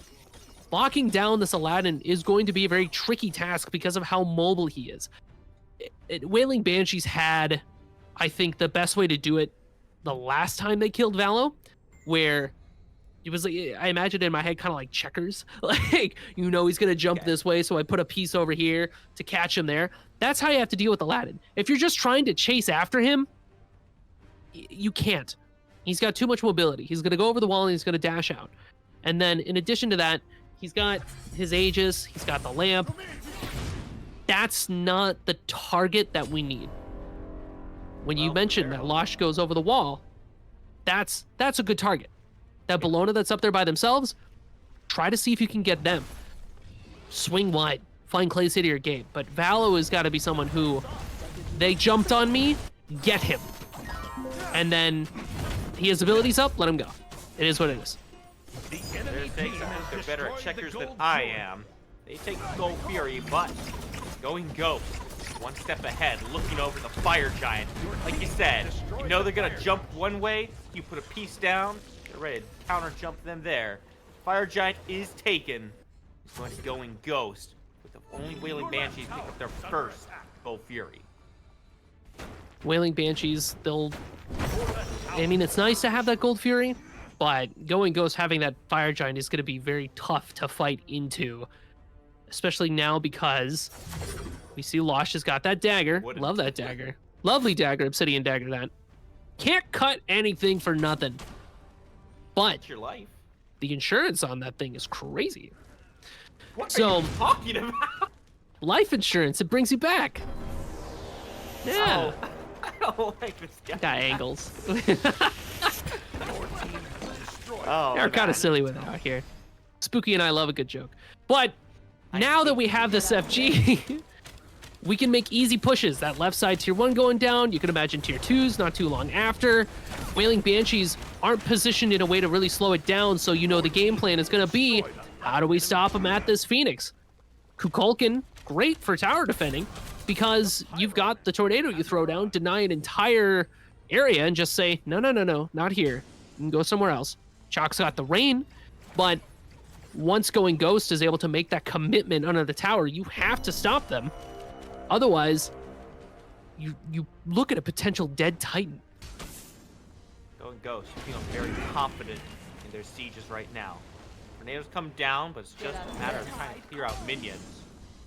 Going Ghost, more than happy to step forward. They got the Minotaur here. That means this tower, not long for the world. Garfield gets stunned there, has to be very careful. Be able to make his way back to safety. We're just looking at tower sweeps right now here, Musi. We don't need Phoenixes. We're just looking to extend the gold lead as much as possible before we start trying to knock on the doors of the base. And what this also does is it sets us up for the next Ancient Gold Fury pickup, so that instead of having to worry about a tier 2 tower that has the debuff on it and then 2 Phoenixes, now the next Ancient Gold Fury that Going Ghost gets, if they get one, affects all of those Phoenixes and makes their push potential significantly better. And that in turn helps them threaten more parts of the map, because Wailing Banshees needs to keep in mind, okay, well, if they get that AGF, then it's going to make our defense really rough. But we're all posturing around FG. Going Ghost finds a Pyromancer. So now they also have to contend with these bombs. 2 bombs for them right now. Those Phoenixes, they're going to be cooked if Wailing Banshees can't put up a fight soon.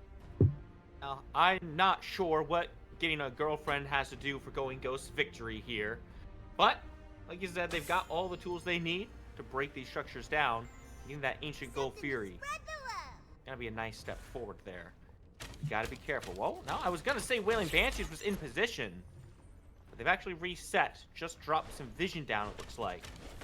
And pull back to their base. Not sure where Going Ghost is. And if you don't have eyes on them, you gotta pull back. You cannot be caught out. Especially this close to the objective. 20 seconds down. You're gonna be seeing some sparks fly.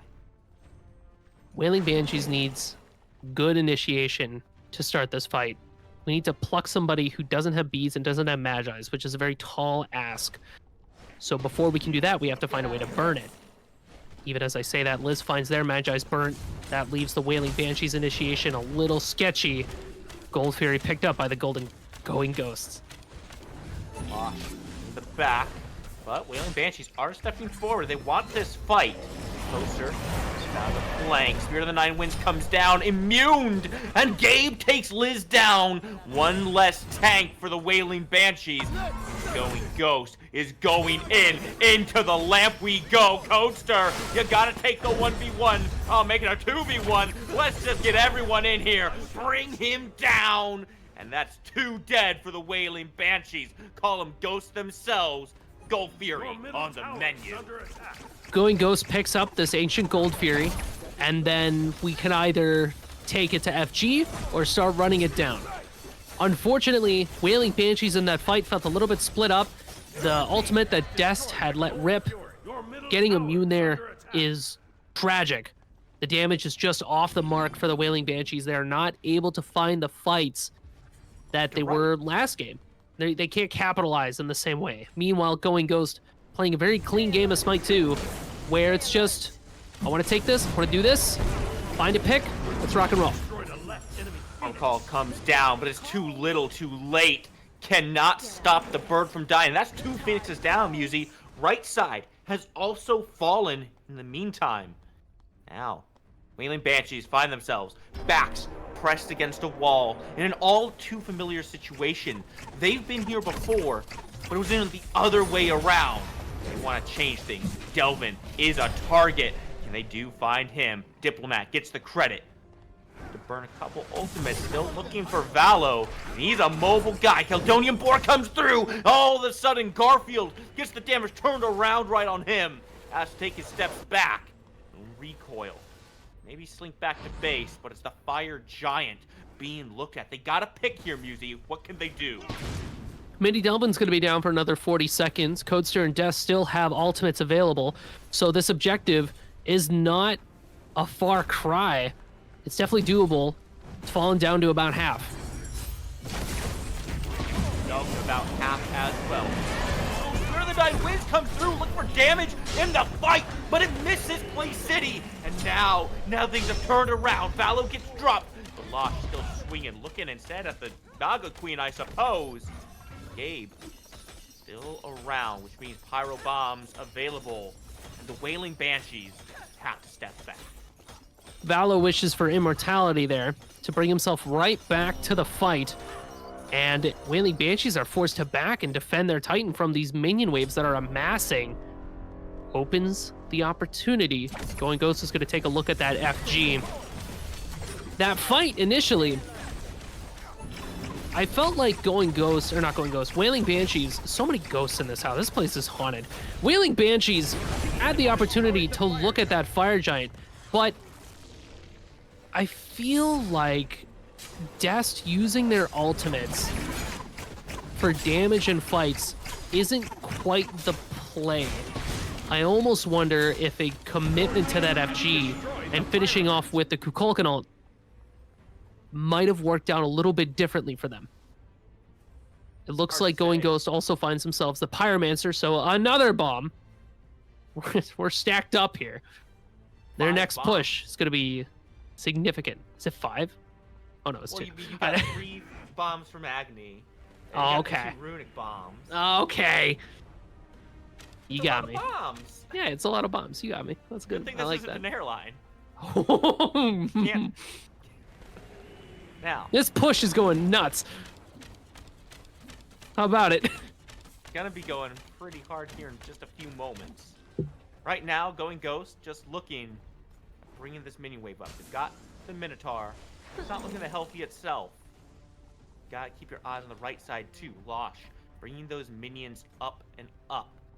Looking towards this Phoenix that's about to respawn. It's gonna be split attention from Wailing Banshees. Losh has got the crystalline eggs there, little Nagas. So an easy Phoenix there, you can imagine. Wailing Banshees gonna be in a bit of trouble. The pincer maneuver from Going Ghost. And Losh looking at Drunk Diplomat. Dash is good out of there. Phoenix has fallen. The last line of defense has broken. Losh wants to lead his team forward. Going Ghost stands at the precipice of bringing us to a game 3. We just need to find a little bit more. Standing ready. Everybody's grouped around. Ults available for the Wailing Banshees. Going Ghost haven't quite committed to the into it yet. Oh, there's Death's ultimate comes through and once again, off the mark, finds no value.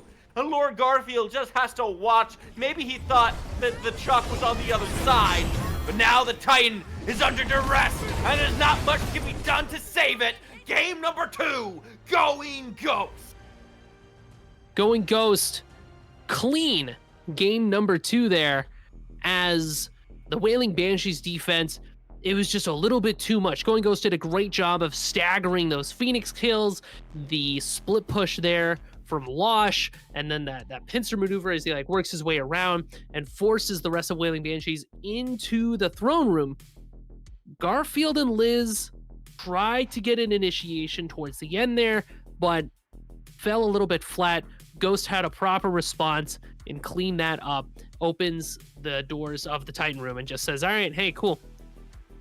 Take that. We're going to 3, baby. Nice and easy going Ghost. And honestly, it started slow, right? Going Ghost felt like maybe they weren't sure where exactly they were going to be playing for. But as the game went on, you could see them find their footing. And perhaps it wasn't uncertainty in the beginning as much as it was patience. Clay City going 5-0-6, putting on an absolute clinic. But a lot of attention has to be put towards Valo and many Delvin especially. Valo did a great job piloting this Aladdin. It's what I was asking for last game and this game. The strongest part of him is both his chase potential, his run potential, but the isolation, forcing people into that lamp. Going Ghost, I think the greatest fight of that game was that Gold Fury fight where Going Ghost did everything pretty much by the book and came out ahead. From that point on, there was a shift in the mentality for the fights that Going Ghost was taking, and it just didn't stop from there. They just kept going and going and going. You said it best right there, Musi. It doesn't stop there. It keeps going, just like this set. We've got a Game 3 on the horizon, so get your snacks, get your drinks, pack in, and get ready after the break. Well, Musi. We have once again found ourselves in a familiar situation. Game number 3, 1-1. Neither of the other games matter at this point. It's all down this last one. Now, there are lessons to be learned, tactics to be taken. At the end of the day, it's just a best of 1. And you've got everything lined up. Both teams have to knock it away. It's come down to this. And between Going Ghosts and Wailing Banshees, I mean, I was talking earlier that it turns out whoever doesn't win this set gets banished to the Shadow Realm with all the other ghosts. So the only ghost team that wins here is the one that gets to stay in the material plane. So the rest of them just go hang out with like Casper and their friends. They become the new Blueberry mascot. Is that where the ghosts hang out, in the Shadow Realm? Because I thought it was like the ghost dimension or something. So it kind of like depends on like the dialect of like who the ghost is, you know? Oh, okay. Yeah, that makes I was sense. told Shadow Realm. Okay, were you talking to Yugi? It was like a warlock or something. Oh, okay. Some entity deals in spirits. Anyways, this game 3. When did you meet them? So, you know. Break wasn't that long. Warlock.com. You went. Just hire a warlock at warlock.com. Yeah. It's real. It's reality. I believe it. Yeah. We got websites for everything these days. There's an app for that. So just for our own safety, I'm going to encourage everyone not to put that into their address bar. I don't know what it would pull up. So stay away. Don't give yourself over to the dark powers of the warlocks. Especially when we have Smite to look at. Smite to talk about. I mean, that last game between Going Ghost and the Wailing Banshees, Going Ghost finally just executed what we assumed they would on paper from their draft. And that was isolate people with Aladdin and then beat the crap out of everybody with your Artemis and the rest of your team. Just kind of pop off, right? Unfortunately, Wailing Banshees weren't able to find a lot of purchase with their Sobek Plucks and stuff like that. It felt like Sobek wasn't able to do as much in that late game because they got their Magi's burned by like Agni, stuff like that. Whereas Going Ghost was just finding a lot of value from the CC that they were throwing out. As we move towards like game 3, I think I want to see Wailing Banshee change their composition just a little bit, or at the very least change how we're playing it, because it didn't quite pan out the way that we would have wanted it to. For my money, it feels like if we're not first pick, maybe we should be banning this Aladdin out. It's been played in 2 games so far. It has won both games. It's clearly a problem right now. So if it's going to be presenting that many obstacles, let's just take it off the board. We'll see if anyone decides to do that. Pick some bans, See what happens. All right, Musi.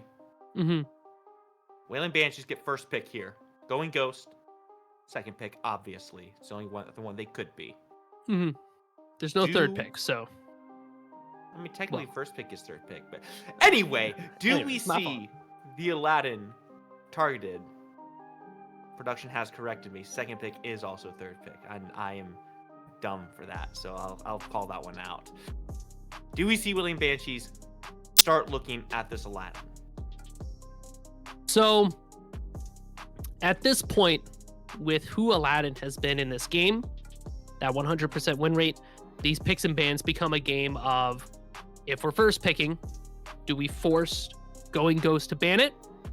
Or do we ban it and opt for something else? I think Wailing Banshees taking this first pick here tells me that they want to try to run that back and force Going Ghost to either ban it away or let them have it. Taking away Umoja, I like that. That is a call out to Mini Delvin specifically, because you can't just, he's been doing so well with this Umoja, the sustain, the River's Rebuke. It's a lot of good tools. So force a shakeup from Going Ghost, try to alter their game plan and hope that you can capitalize it moving into this next game.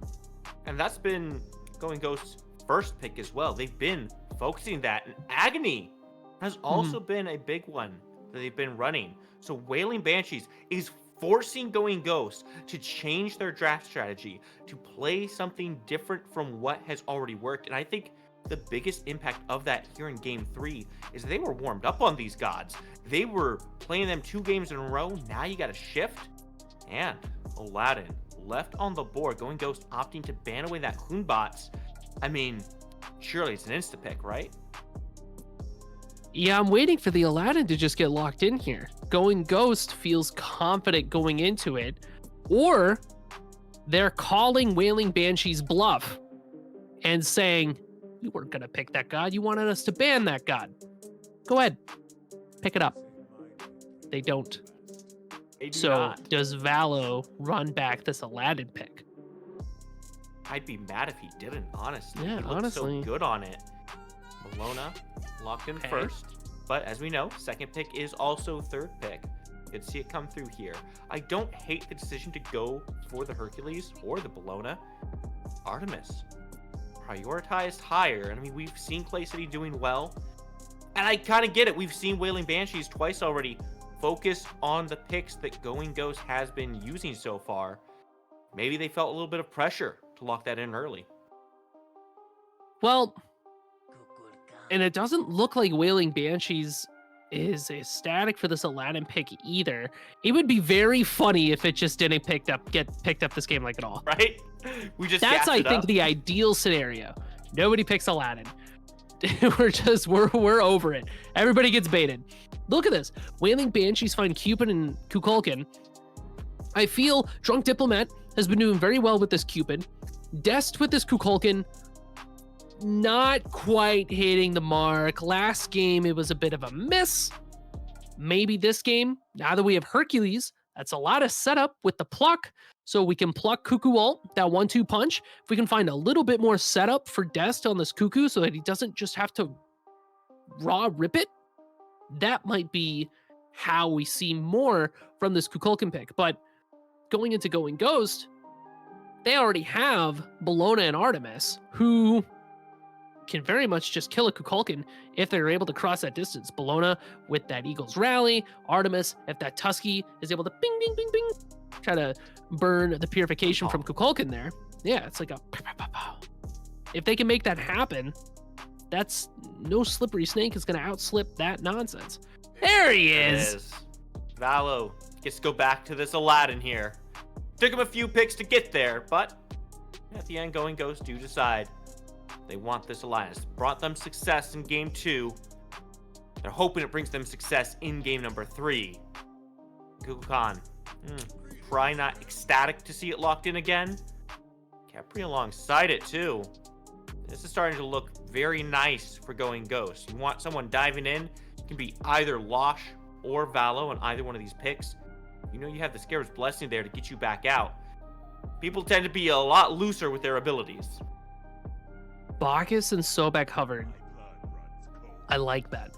I hope that the Sobek goes to Garfield and we get to see Liz run back with this Bacchus, because that game 1, Liz was a menace. That Bacchus Cupid dual lane had a lot of pressure and they did pretty well in fights. Let Garfield pilot this Sobek and just focus on setting up stuff for their Kukulkan. And with Codester on Hercules for disruption up in that front line, I think Wailing Banshees, the composition is a little bit different from these last 2 games, right? But the premise of burn your stuff, kill you, is still very much the same here. Meanwhile, for Going Ghost, that shock locked in 100%. That's going... Wait, I was about to say, whoa. It's the little loading beach ball thing, like circles loads in my brain there. That soul that manages to slip through the crack.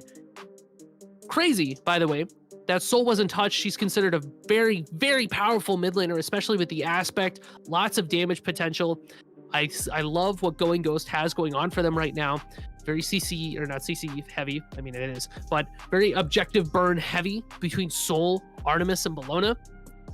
And into Wailing Banshee's composition, Soul is able to help self-peel for herself with her Disapparate, buy herself some time for either Khepri to alter, Bellona to follow up with her, or Aladdin to cause some nonsense so that they're forced to look away from her. A lot of pieces going in favor of Going Ghost right now. Wailing Banshees, they've got their lineup, and they are confident they've got what they need to win game number 3. That goes for both these teams. Let's see how it all shakes out. One more time, Moosey. Back to the battlefield of the gods.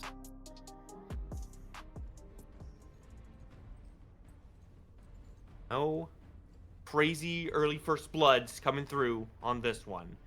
Sparta, this is not. Athens looks to make their first mark here on Smite game. So far, you called it. Lord Garfield on the Sobek. The solo back, as we call it. Spawned. Liz taking that Bacchus back over to the dual lane. And you were telling me you liked how this looked. Talk to me a little bit about this particular matchup.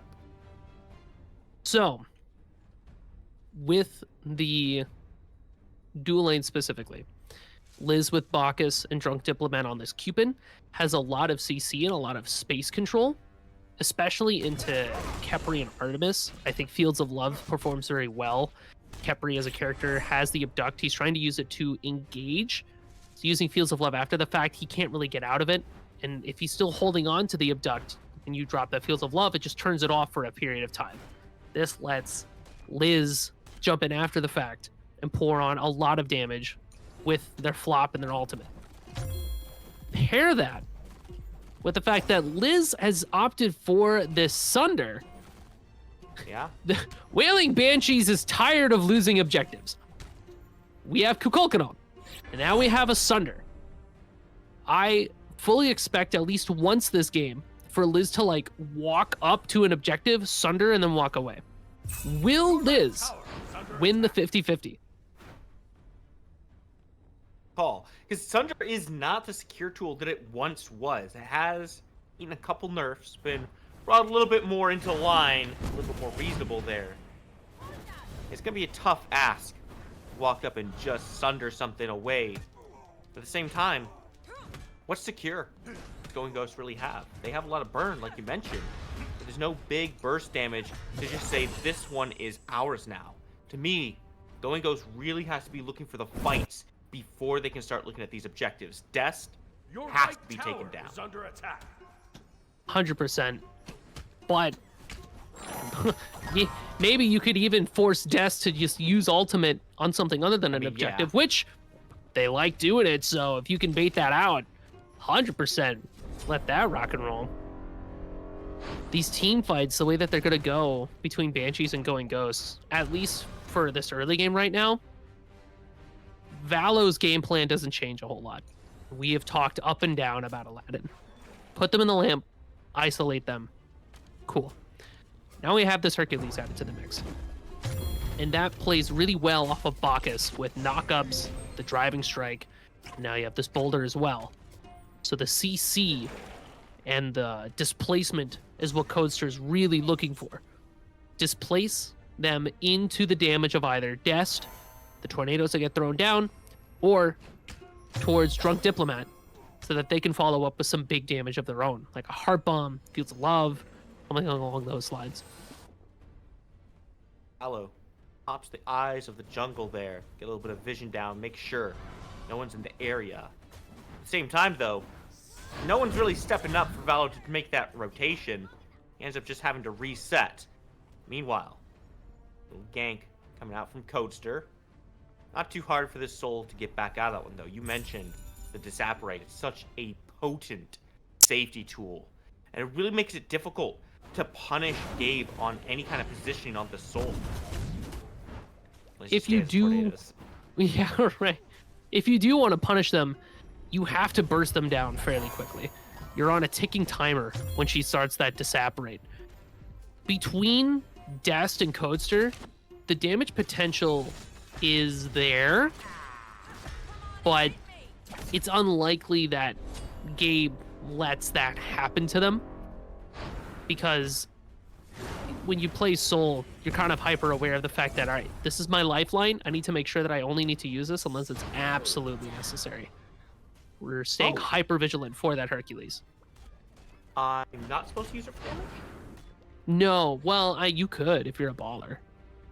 You know, I'm known to be one of those, so. Stellar Burst, or yeah, the aspect there does offer a little bit of extra damage once it finishes. It's got that pop. So Gabe, in theory, could use it aggressively, run at somebody and kill them, but doesn't want to commit to that. See a quick invade here happening, going Ghost. Looking at the purple buff. We can steal that one away. Not a whole lot said or done from Wailing Banshees. That's alright. You can afford to lose one.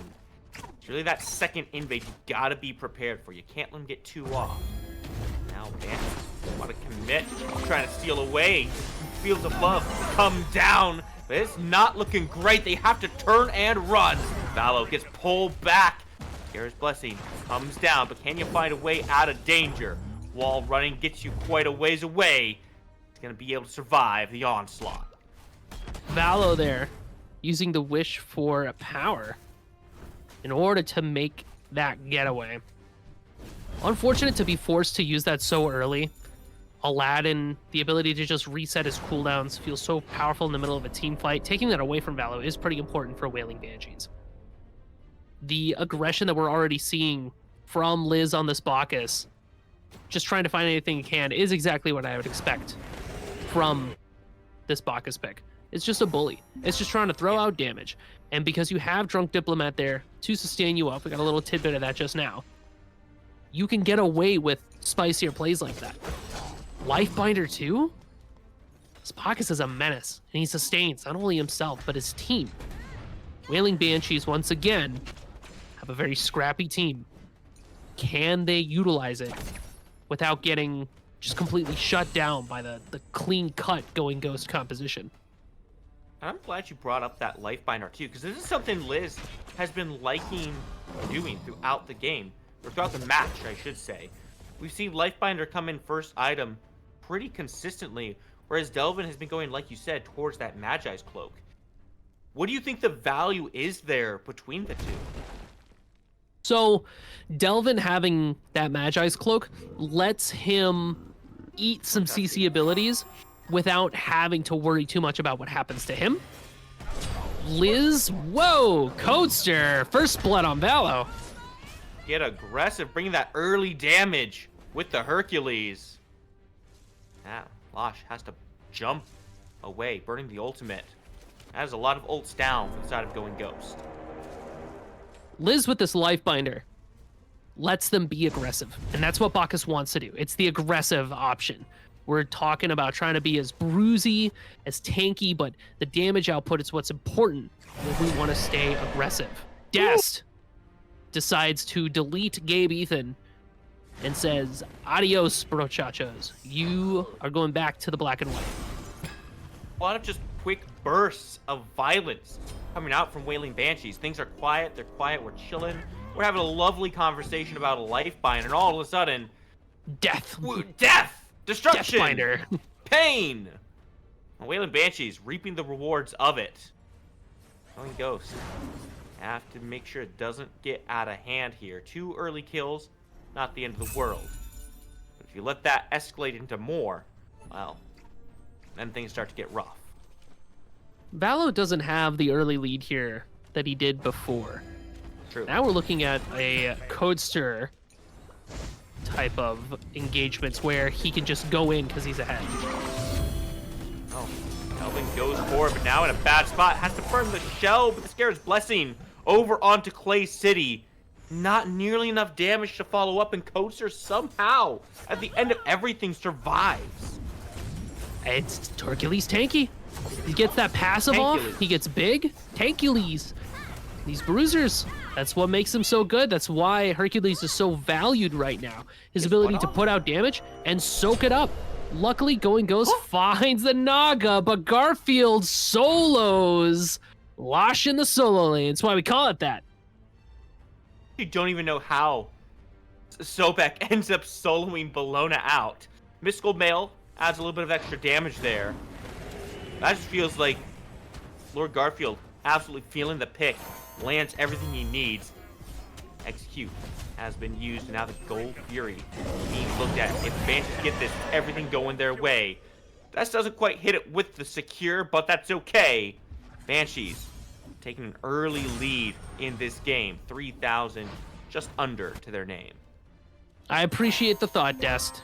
You got a good head on your shoulders. You're a good kid. You'll be all right. Your heart's in the right place. Great. We're trying to hit these ults, but we're just a little bit off the mark. Luckily, Drunk Diplomat, like you said, there to scoop it up and confirm it. Wailing Banshees, really good start this time around. They are kind of bouncing back from the loss that they had last game, leaning more into what they know, and that is killing people, and then worrying about the details later, right? That's what they love. So far, it's working out for them. You saw hovered there. Codester picks up the Pendulum Blade. Some extra cooldown, damage. A very potent active as well, something to keep in mind. So far, Going Ghost have kind of been shut out of just about everything they've looked at. They've gotten one good invade off. Any other aggression they've looked at has not been working out. Garfield picks up another kill, this time with the help of Codester. These executes have really boosted Sobek's kill potential. The Sobexecute hits it on the big screen. Doing it, bro. He's like that. That one works Lord, better. I'll give you that one. Losh is like a piece of lasagna, and Lord Garfield What? hates Mondays.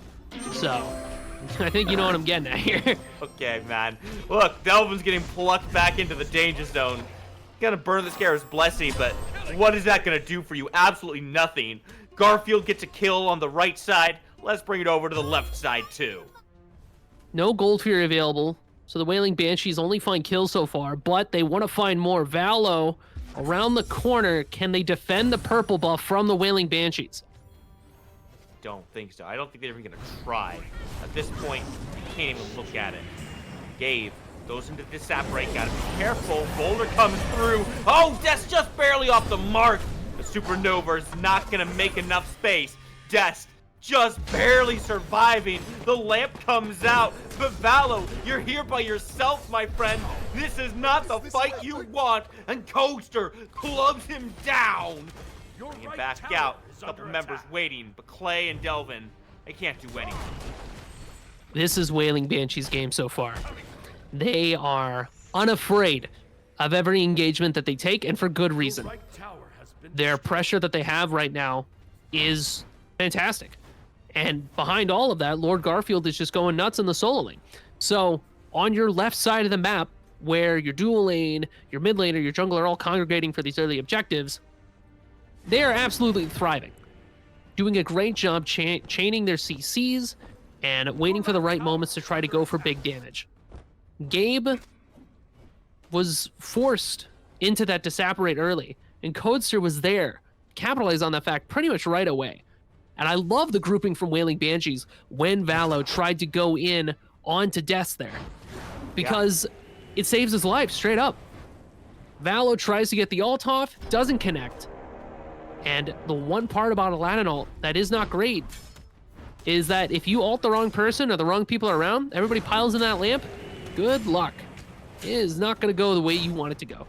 Wailing Banshees, for all their troubles, find themselves a Pyromancer. The Pyromancer. One thing after another. And it's good timing because keep your eye on the left side.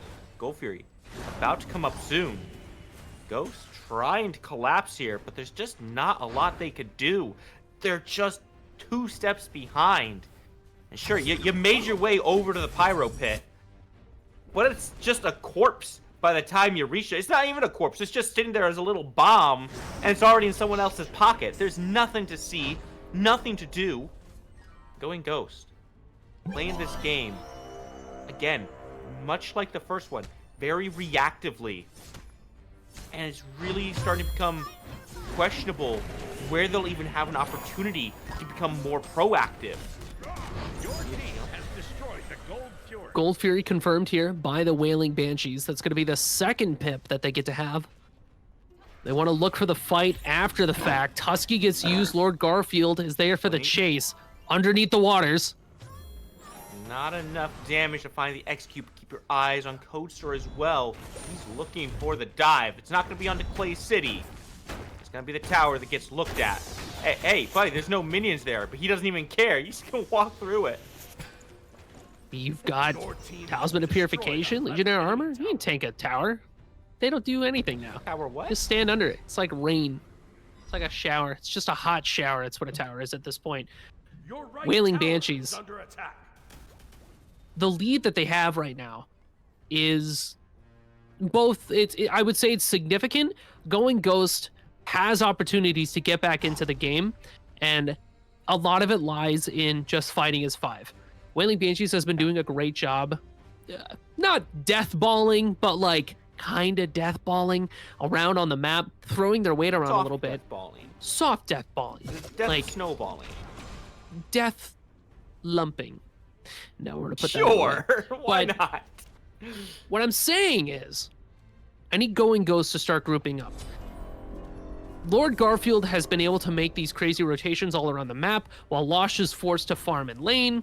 I think if Going Ghost tries to take a step back, focus on farm a little bit, try not to contest, I don't want to say not contest anything, but really just try to give a couple things up and look for something else on the map to do, then come back 7 minutes or so, we hit that late game, the great equalizer, then we look for these fights, because Wailing Banshees just have it on lock right now. Some more aggression onto Gabe. Tornado is good, but the Disapparate does get him to safety, unfortunately. Gara's Blessing also burned, and here comes Codester. Oh, he lands it! Boulder puts him in the ground, and somehow that's not in tower range for Codester to be taking extra shots.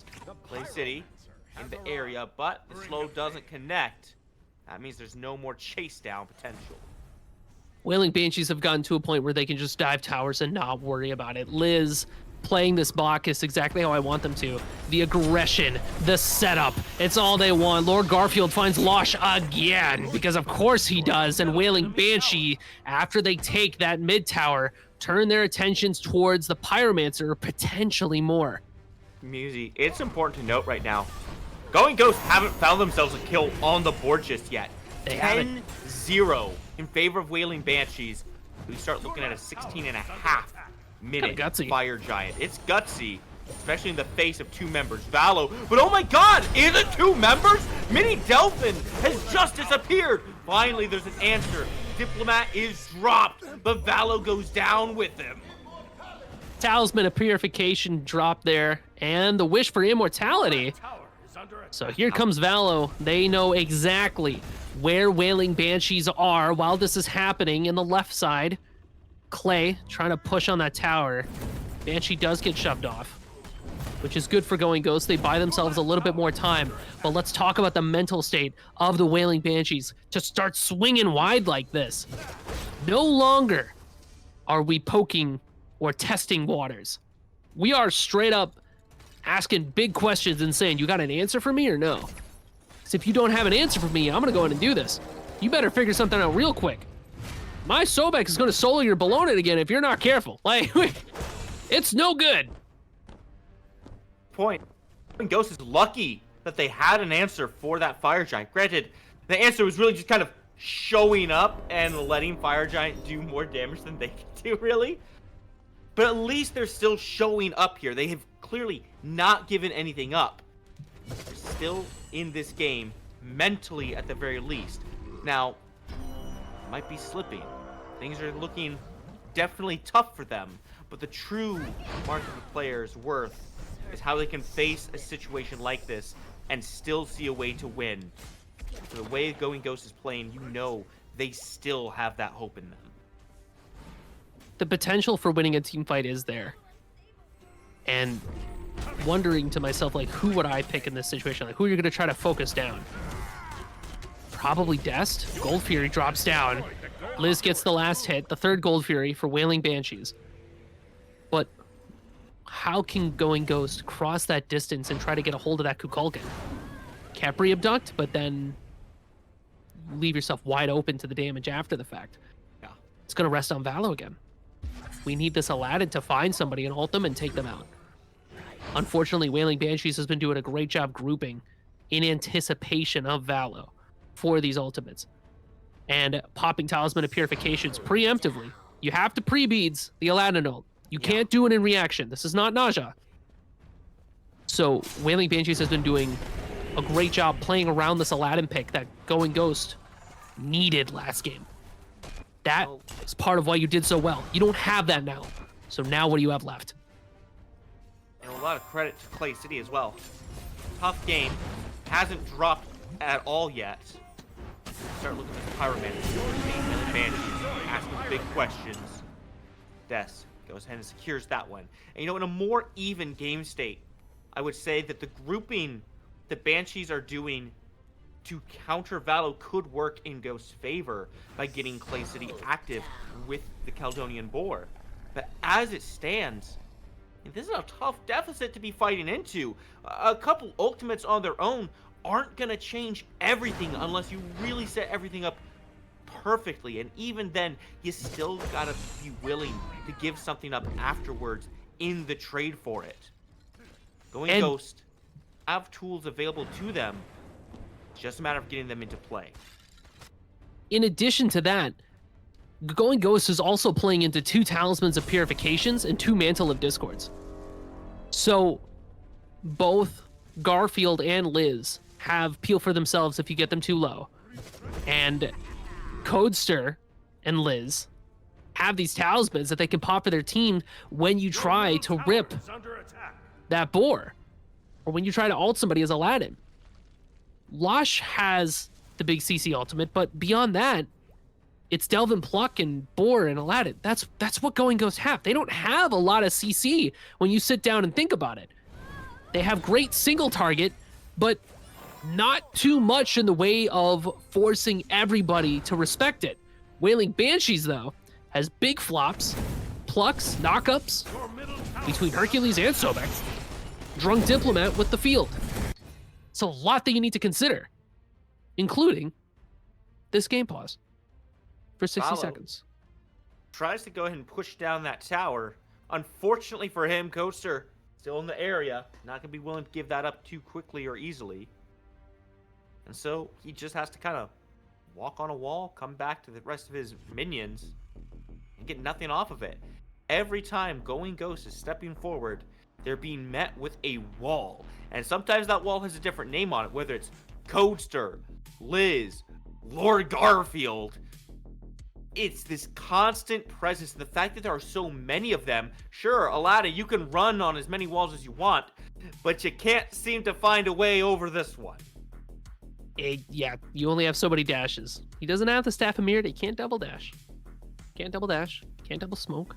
Staff of Mirror in here. Staff of Mirror. Maybe that's the key. That's the answer.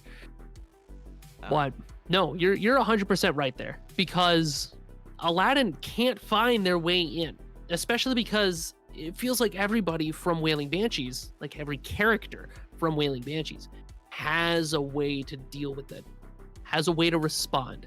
is not particularly afraid of Valo, especially because Valo is just so behind right now. It really exacerbates that pressure that he's under. Well, we'll see how they decide to tackle things here. Let's get back to the game. We'll see if Valo makes out with his life. Shouldn't be too hard to do so. However, there's a lot of grouping coming up. The rest of Going Ghost has to be cautious. Mind you, there's still plenty of towers standing here. But that's almost a double-edged sword at this point in the game, because sure, you've got those bastions of safety. Wailing Banshees can't pressure you too deep towards your base, but that also means that's just more gold that Banshees could collect. They just need to get aggressive on it. But before it comes out, Liz goes on forward. A lot of damage comes out from Clay City. Puts a second one on the board for the Ghost. And Eagles rally. Gets dropped. Not able to lock anyone down. Wash still looking.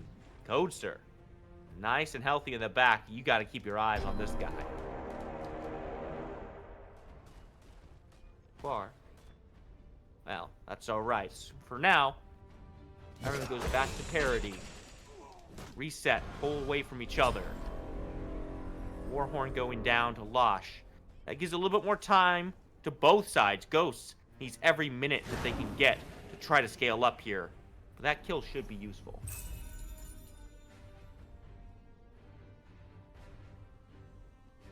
See how things happen around this Gold Fury here. It's already 3 pips for the Banshees. None for Going Ghost.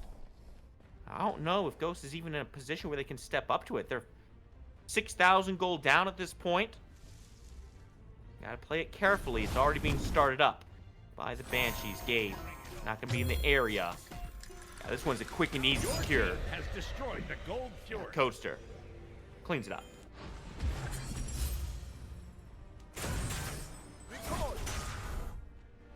Right now, That Ancient Gold Fury, the Going Ghosts now have to contend with the fact that their towers do not function the way that they want them to. They are debuffed. Opens up the potential for Fire Giant. If they're able to push some waves up there, then you have to try to worry about the fact that there's going to be pressure on the map that you have to answer to. And with the way that Wailing Banshees have been able to win these fights too, as long as they don't have like a repeat offense of what Liz did there, it should go swimmingly for them. But will Wailing Banshees get too antsy, get too overzealous, and try to force something that they don't necessarily need to force right away? Big question that you're asking there. Banshees so far have been nice and patient, playing it carefully. Like you said, we saw a little bit of antsiness, and maybe Liz trying to go in, force something that didn't need to be forced, rather than just playing with the lead they had. Luckily, doesn't really give a whole lot up. Still almost 8K in the lead. Going Ghost have their work cut out for them. They need to draw a line in the sand somewhere. And with the tier 2s weakened, I don't know where that is. Is it at the tier 2s? It surely can't be. Phoenixes can't be given up for free. But that's a long ways away from the Fire Giant too. Probably has to be that FG is where we make that stand, because if Going Ghost can win that fight, they can make that a little bit more. Those towers are still up. That's gold on the map for them to take. So if they can win a fight at FG and win a fight after the fact, they could really find themselves in a good position here. Caught is Liz in a trap. Root keeps him locked in. Half the health. Gone and away. Fear of the Nine Winds just cuts through and finds absolutely nothing. Okay, Dest. Let's go back to the conversation about patience. Mm-hmm. Meanwhile, might not have the chance. It's Codester. Getting aggressed on by Losh. He's a Hercules. He'll be just fine. It's more about what Going Ghost has expended, and indeed, Wailing Banshees as well, because they've given up the big secure tool on this Fire Giant. Meanwhile, though, Going Ghost doesn't have the Artemis Assault, so this next fight's going to be a little dicey. Here's the pluck. With love gets dropped. Scarab's Blessing onto Delvin himself. Garfield just chomps him down. The Fire Giant is secured by the Banshees. Looking nice and easy. Valo drops the end of that. Now it's just a matter of towers on the board here. Musy, it's got to be a sweep. I mean, Wailing Banshees have the potential here, but it's the tier 2 towers that stand in the way. The Titan's gonna have a lot of health. It's gonna take more than a Phoenix to knock him down. They need to find picks after the fact. But Wailing Banshees have been playing for a bit. They're ready to try to wrap this up if they can find it. Go ahead and look for it. Still 2 tier 2s. Gabe gets dropped. It's a staggered respawn. Oh boy, Clay has to burn bees, get back to safety. Already the Titan's under duress. Death drops the Spear to the 9 wins, but he drops himself as well. Losh fighting for his life. Coaster fighting for the Titan. Everyone's around. Can you push just a bit further? The defense is here, but it might not be enough. Losh with a double. Close. P9. Oh my God! Into the lamp we go! Take Liz away! The last one standing! They've done a defense! They've secured their Titan! That Titan has got to have single-digit numbers. Liz takes out Clay City, but it's not enough to end the game with minions! Oh, they're gonna keep going! The minions keep hitting! He needs to clear them out! Oh my God! 573! You are kidding me right now. That did not just happen. Oh my Lord. Going Ghost, hold the line against Wailing Banshees. If those tier 2 towers were not there, that was a dead Titan. Wailing Banshees had the opportunity to go for the end of the game, and they went for it, but they didn't quite have the damage on board. This gives Going Ghost a chance to bring it back, because with all those deaths come a whole bunch of gold coming their way to make another big stand. But Wailing Banshees, all they have to do is just run it down. If they can snake their way through that right side and get on that Titan without resetting it, that could be game 3. A big question of how long can Going Ghost hold this line? They can't let their opponents pass. They cannot allow anything to slip by them unnoticed. Phoenix, halfway's respawn, but the Wailing Banshees are on the Fury. They're gonna take it down nice and easy. No contest there. Has destroyed the They're gold gonna Fury. group back up here. It just takes one more push. One person breaking the line, Musy, is the end of the game. Wailing Banshees, they don't have Pyro Bomb to break down those doors. So they have to go through the old-fashioned way. That's past the Phoenixes. Getting those towers would certainly aid your quest in ending this game. I really would not hate doing a Pyromancer to grab a bomb and blow through the door. That would be kind of gas, I'm not gonna lie. But they're gonna opt for the Blink Pluck instead. Delvin in a bad spot. Garrett's Blessing comes through and keeps him alive, but it's not gonna be long enough. 2 quick picks, a double kill for the Diplomat.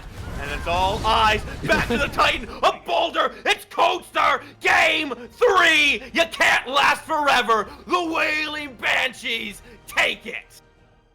Absolute ridiculousness coming out of our Athens divisions. Wailing Banshees take it at a 2-1 with a wild finish to that game. Codester slips through the cracks of the enemy team, lands the big Herculean boulder, and finds the end there.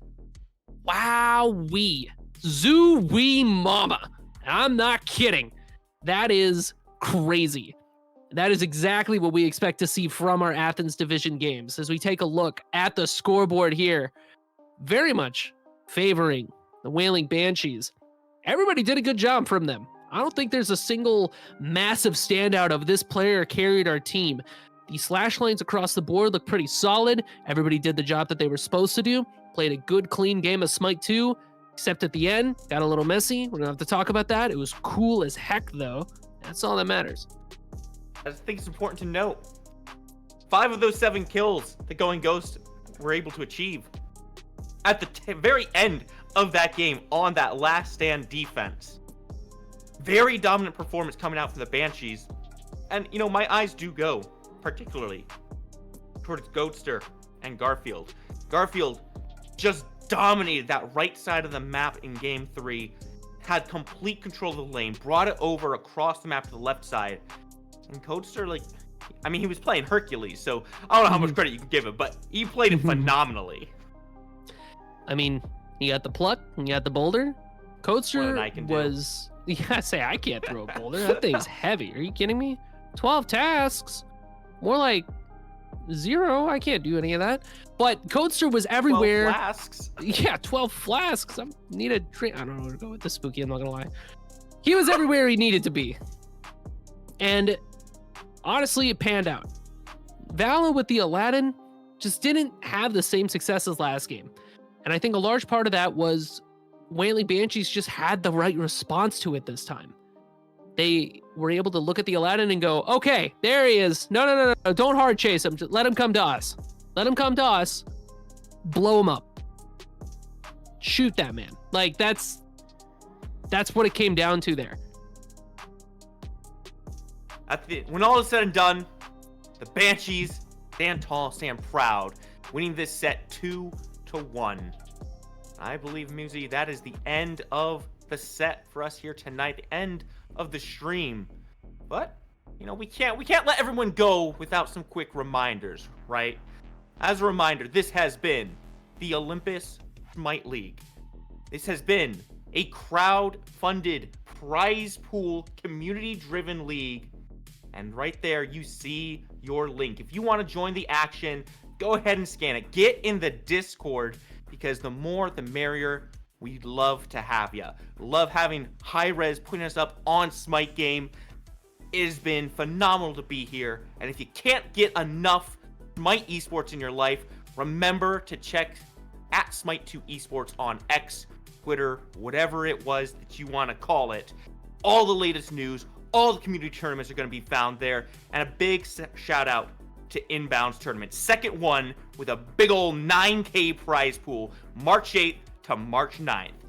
Follow Smite2 Esports. And if you want to see more OSL, maybe check us out over there too. Olympus Smite on Twitch. Going live next Sunday, 3 p.m. Make sure you're there. It's been Spooky and Musi with production by Tezdai, and we'll see you next time.